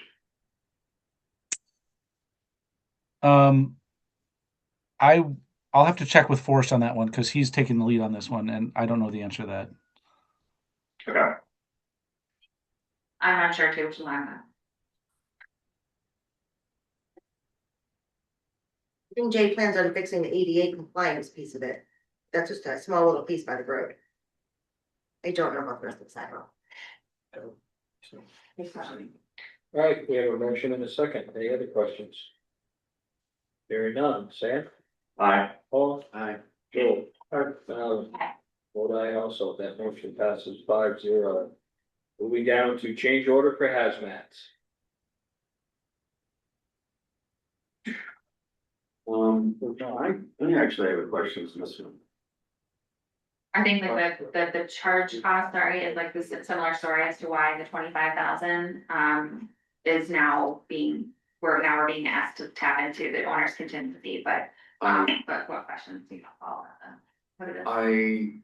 I guess I'm wondering, why it's coming out of our contingency. I mean, it would appear to me, anybody who's dealt with a building of this age, with windows and asbestos. I mean, it should not have been a surprise that there was gonna be some hazmat issues in this building.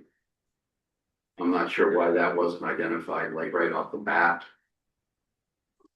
It was missed by, So I guess I have some heartburn over why we're being asked to cover that, and maybe we need to go the same route as we did with the HVAC situation. So I can speak to this a little bit.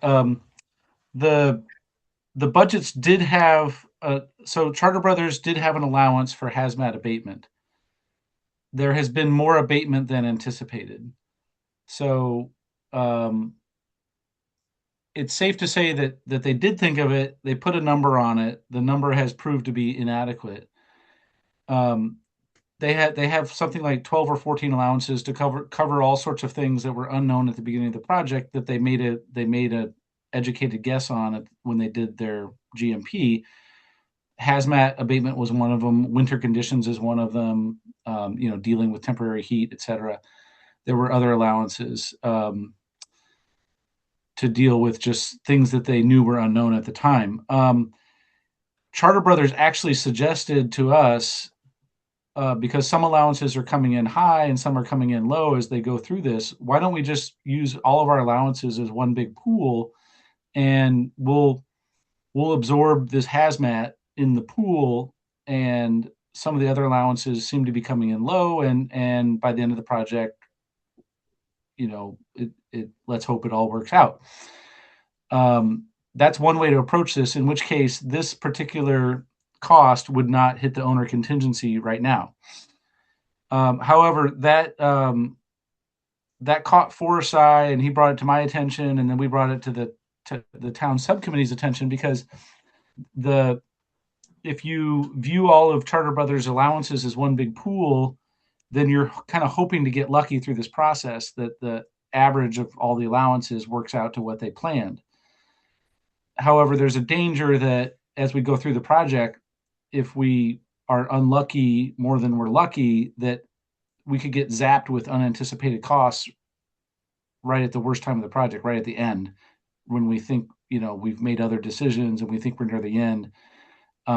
So our recommendation to the town is, this is clearly an unanticipated cost that, actually, Charter Brothers is absorbing $2,500 of it with their allowance. That's what they anticipated, $2,500 of hazmat abatement. This is above and beyond that. It's a lot more.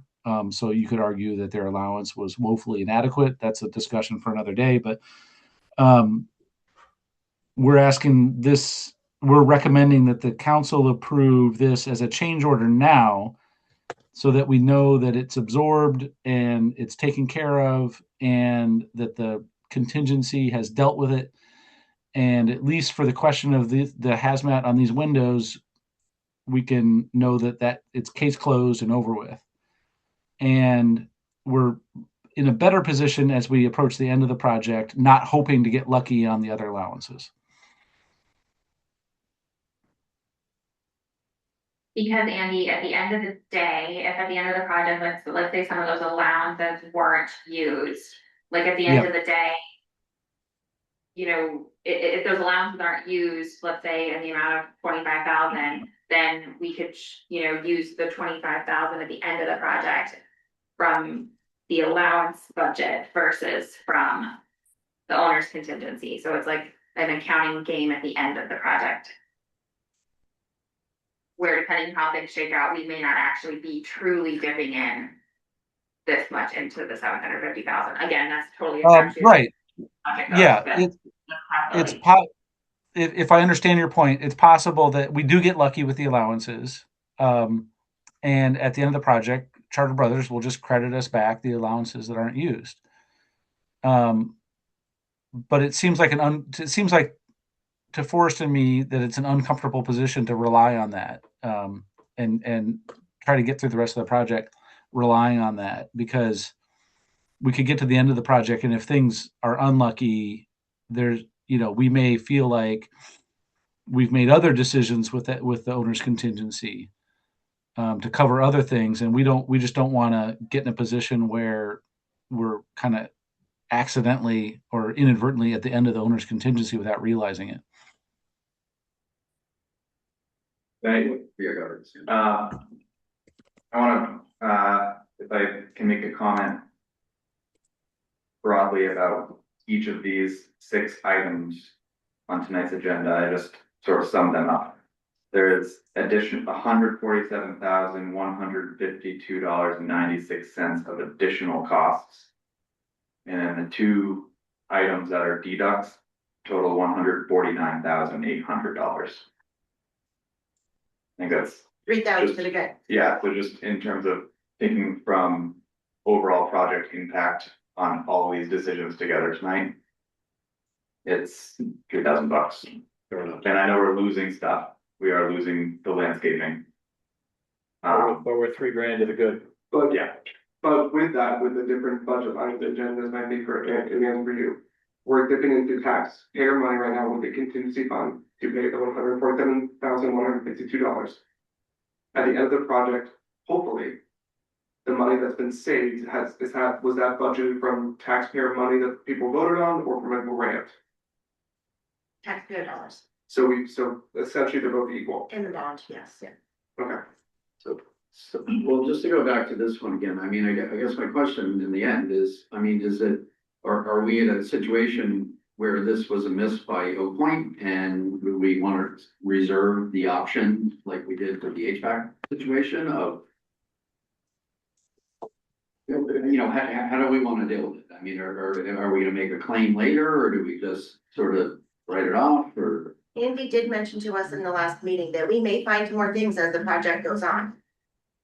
To be able to talk to Oak Point about. Okay. For me specifically for this hazmat one, like, I think that this is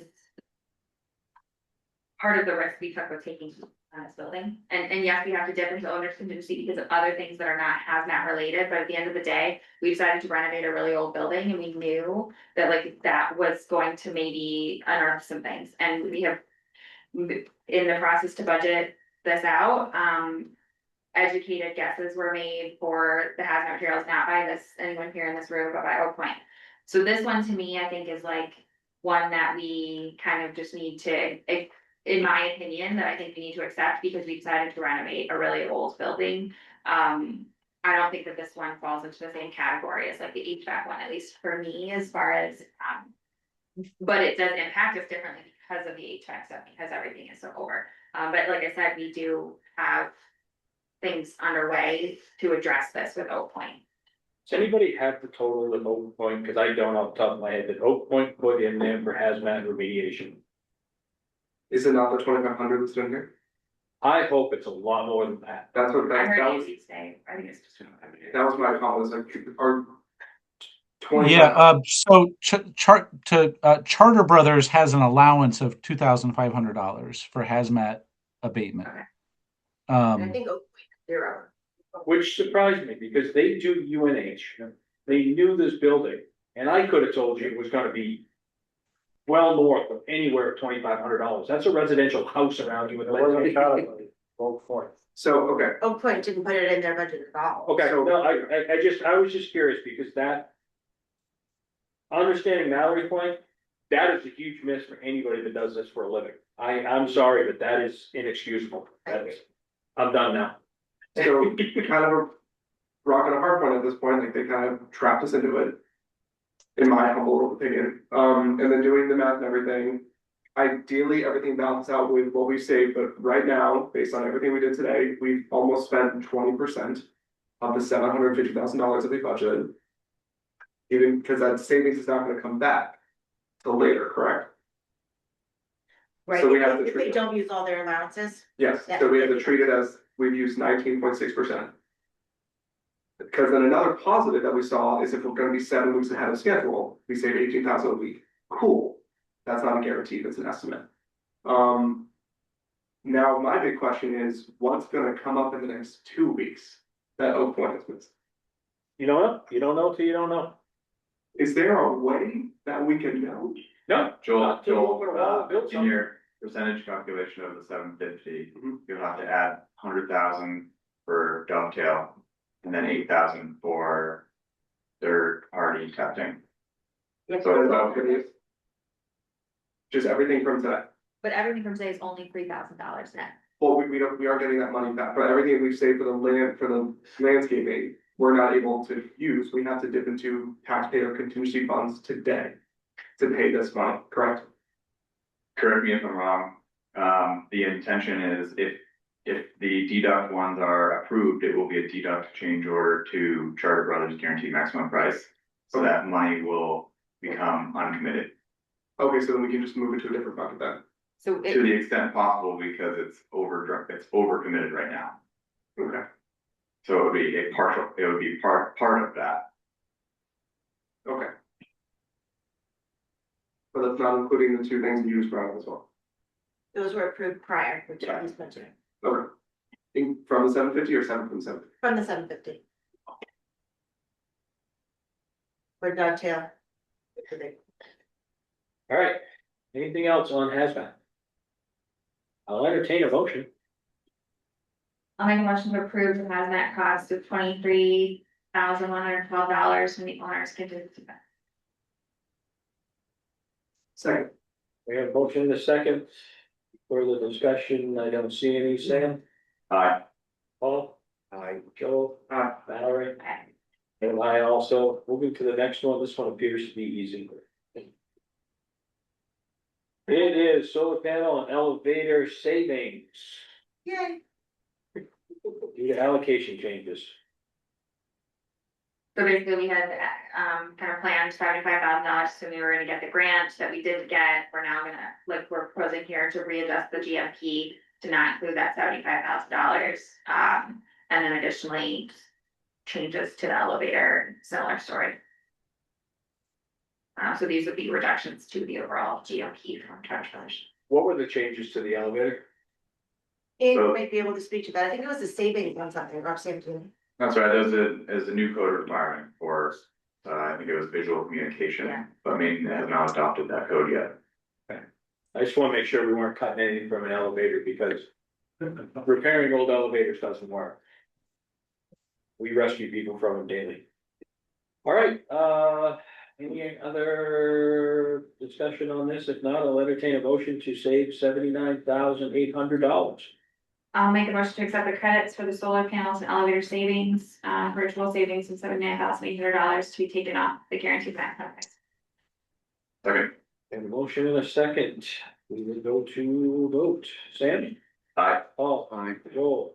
Aye. Valerie? Aye. I vote aye also. That takes care of all new business. You don't? I know, we're going, Can I, Thank you, Andy. Thank you, Andrew. Thanks, Andy. Okay, thank you, bye. need on our, the various contingent, actually a budget update, but actually I'm interested in our contingency, the owner's contingency fund. For the next, I mean, we're throwing numbers around all over. I don't know how much, you know, where we stand. Yes, you'll get it in your monthly reports getting sent to you. We also have added on our website, after every meeting that we have, and we have put anything to the contingency fund and then add it to that spreadsheet. So Okay. it's available for everybody to see Thank you. live tomorrow. And I think we talked about, Paul, on the last meeting that we had, I'm trying to remember, and we had a budget, town hall budget update at our last council meeting, and we had talked about having that be monthly, like once a month to have a quick update on kind of where things stand with the overall project. So, Maybe, We can- maybe. yeah. we could do that. All right, moving down, it's not on the agenda, but it should be there. Just a reminder to the councilors, we do have an executive session after this. So we will move to council member comments. Hopefully they're short this evening. Joel, what do you got? That could be your favorite person. Just a couple quick things. I'll be positive at the beginning. Big shout out to South Berwick Recreation. T-ball's been underway at Aggie and Husky Field, and it's been a phenomenal way to spend Saturday mornings. Highly recommend people just go. It's just a lot of fun, and the kids are adorable. While I was there, volunteering, I talked to someone that worked for the Strawberry Festival, and kind of talking about how much effort it takes to get it set up every year with the vendors and everything with that. And what she communicated is it's down to like 3 to 4 really dedicated people, and for such an amazing event, I think we should expand that to make sure it doesn't stop happening in the town. So if we could post their website and volunteer application online, I'll email it to you, it'd be wonderful. They also brought up our topic about food trucks. I know we added it, I think one of my first weeks on town council, was having an application based and it needs to come to town council to approve. And I would like to make a motion to add to a later meeting to potentially add an exclusion to town events or traditional town events, something to it, because the food trucks could negatively impact a lot of our, town groups that have food there as a fundraising effort. Like you don't want. I don't want food trucks there. I'm open to it again, it was just something brought up, I'd like to have a conversation about it, that's all. I'm almost done, promise. Paul, this is for you and for you, Paul, as well. When Paul and I first came on town council, we talked with Verna about the abatement protocol and everything that kind of came up with the town reevaluation. And we talked about wanting to do a presentation for members of the town to kind of talk about what the evaluation was, the process that we went through with the town, and potential ways for them to help lower like the burden that they were receiving. This might be a great thing for us to get scheduled and see if we get volunteers for the board of assessors. And then the last one, lots of dates coming up. Mallory, I'm sure you're gonna talk about a bunch of dates coming up for people that are coming up. Do we still need voter volunteers for poll workers? No. Great, never mind, then we're good. Mallory. I will be good too. I had mentioned this earlier, I meant to see most of the council regarding the 95 pages of emails. I just want to make a motion that we post those to our town website, to make them available ahead of our workshop on Tuesday. I'll second it. Motion is second, any discussion? Hearing none, all in favor? Aye. Aye, beautiful, make it so. Okay, thank you. And then, we did briefly talk about earlier the May 30th coffee with counselors. We kind of talked about, I'm totally blanking out what you had suggested now. Given an opportunity to find out. Yeah, so. I guess who's available to attend that, and I think we need to work out the LD. Okay, so Joel. And Paul, are you volunteering to do that too? I can do the May 30th one. No, I'll put Joe when I haven't. That's what. Okay, Paul and Joel are taking care of coffee with counselors on May 30th. And then the last thing I will just say, there's a bunch of things coming up over the next few weeks in our community, important ways to be involved. We have, on May 11th, Monday, May 11th, at the high school, doors open at 6. For vote at 7 for the Marshwood School District rather, annual budget. We have our municipal annual town meeting for the town of South Berwick on Tuesday, May 19th. Doors open at 5 for voting at 6. And then just a reminder to everybody, the primary on June 9th, you can vote in all of the primaries for US Senate, gubernatorial, local races on June 9th. And just a reminder to people, it is kind of a new process that it's a semi-open primary. So if you are a voter who is registered as Republican, Democrat, or unenrolled, you can participate in that primary. If you're registered as independent or libertarian, you cannot, but you have until May 26th to change your voter registration if you would like to participate in the primary come June. That's all I have. Thank you. Excellent. Paul. Yeah, hi, quickly, happy stuff. I just want to give a shout out to Great Works Regional Land Trust. They had their 40th anniversary over the weekend at Spring Hill. About 150 people there. They're starting a major capital campaign. Land Trust has preserved 8,000 acres of properties in this town and surrounding towns, probably 20 to 30 miles of trails. And I think they provide a great benefit to the community. And I just want to congratulate them for all their work over the years. I guess my other question will probably be, maybe we'll talk about it when we talk about emails at some point. You know, as we get emails, you know, they come to all of us and people are requesting, you know, I think we had a few this week. Somebody was asking me about High Street. I'm not sure what that was about. I'm not clear like how we, you know, Tim, whether you just forward those to Jay. I just want to be sure that people, like when they send emails with questions about town operations or whatever, that they're being responded to, and I If I presume get, they if are. I get them. Yeah, I mean, because I never see any response, so I just don't know, and I presume somebody's addressing the questions from people who are sending emails. Usually if we get a, we answer the emails, I mean. if we- Yeah, well, I mean, it was the one on High Street, I mean, I don't. I don't remember anything about High Street, so. So Wall my, Street and Highland. Highland, Highland. I'm sorry, Highland, yeah, so, Highland is. so my suggestion, Paul, is if you don't see anything, I always forward to them to go onto this town, the Southborough website. Get Jay's email and directly email. Either email me or Jen or Jay directly. Jay's got it on there for a reason, and he does answer them all back, and that's usually my suggestion, that anybody that posts it on social media or sends in an email, go to the guy. That's why that's on there for concerns. There's a form you can fill out if you have a concern with your road, and it even allows you to post pictures if you have an issue with your road, and it goes right to Jay. I mean, it was Chris Richard. All right, so Mr. Richards is talking about Paul Street, and tonight I couldn't even come down Paul Street because there's 4 cars parked in the middle of the road. There's a school there that blocks traffic every day, which the school's getting out, I understand that, but there's two new families that moved into the houses. And there's 4 cars every single night parked on the street, and you can't get through there. So that's why he wrote you the email. He's bent my ear 3 times on it, and I drove down there tonight and all out of state, but I won't go there. But you can't get down Paul Street. If you drive through it tonight on your way home, you're gonna see 3 or 4 cars parked there. Right they're not even up on the sidewalk, they're against the curb in the road. So, Okay, so I mean, I think it's just, I just wanna make sure we're responding to people, and I'm not sure. they didn't need to steal your time. That's, please do. Anyway, that's it. All right, Sam. Just gonna circle back, I guess. I hate that phrase, actually, I don't want to come back. To my comment earlier about, purchasing policy and, informal bidding, formal bidding, bid summary forms, all that stuff that's in the existing purchasing policy, while noting that, like I mentioned, in our priorities discussion, definitely needs some work. So I was hoping, it doesn't need to be the next agenda, but at some point coming up here soon, we can start talking about that. Maybe work towards something a little better for the next fiscal year. Let's get it scheduled for either a workshop or an agenda item. Make a motion and we'll get it scheduled, because if we talk about it now, and we don't do anything, we're gonna be talking about it too much.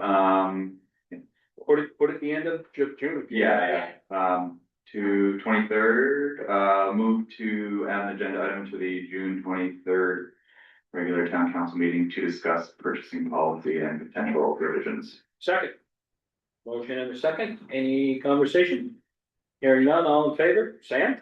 Aye. Paul? Aye. Joe? Aye. Aye. I'm spelling a list. Mallory? I vote aye also. Motion passes 5-0. I have one comment of official start of baseball, softball starts this weekend, so expect Aggie to be an absolute zoo with people parking everywhere, including the sides of the road.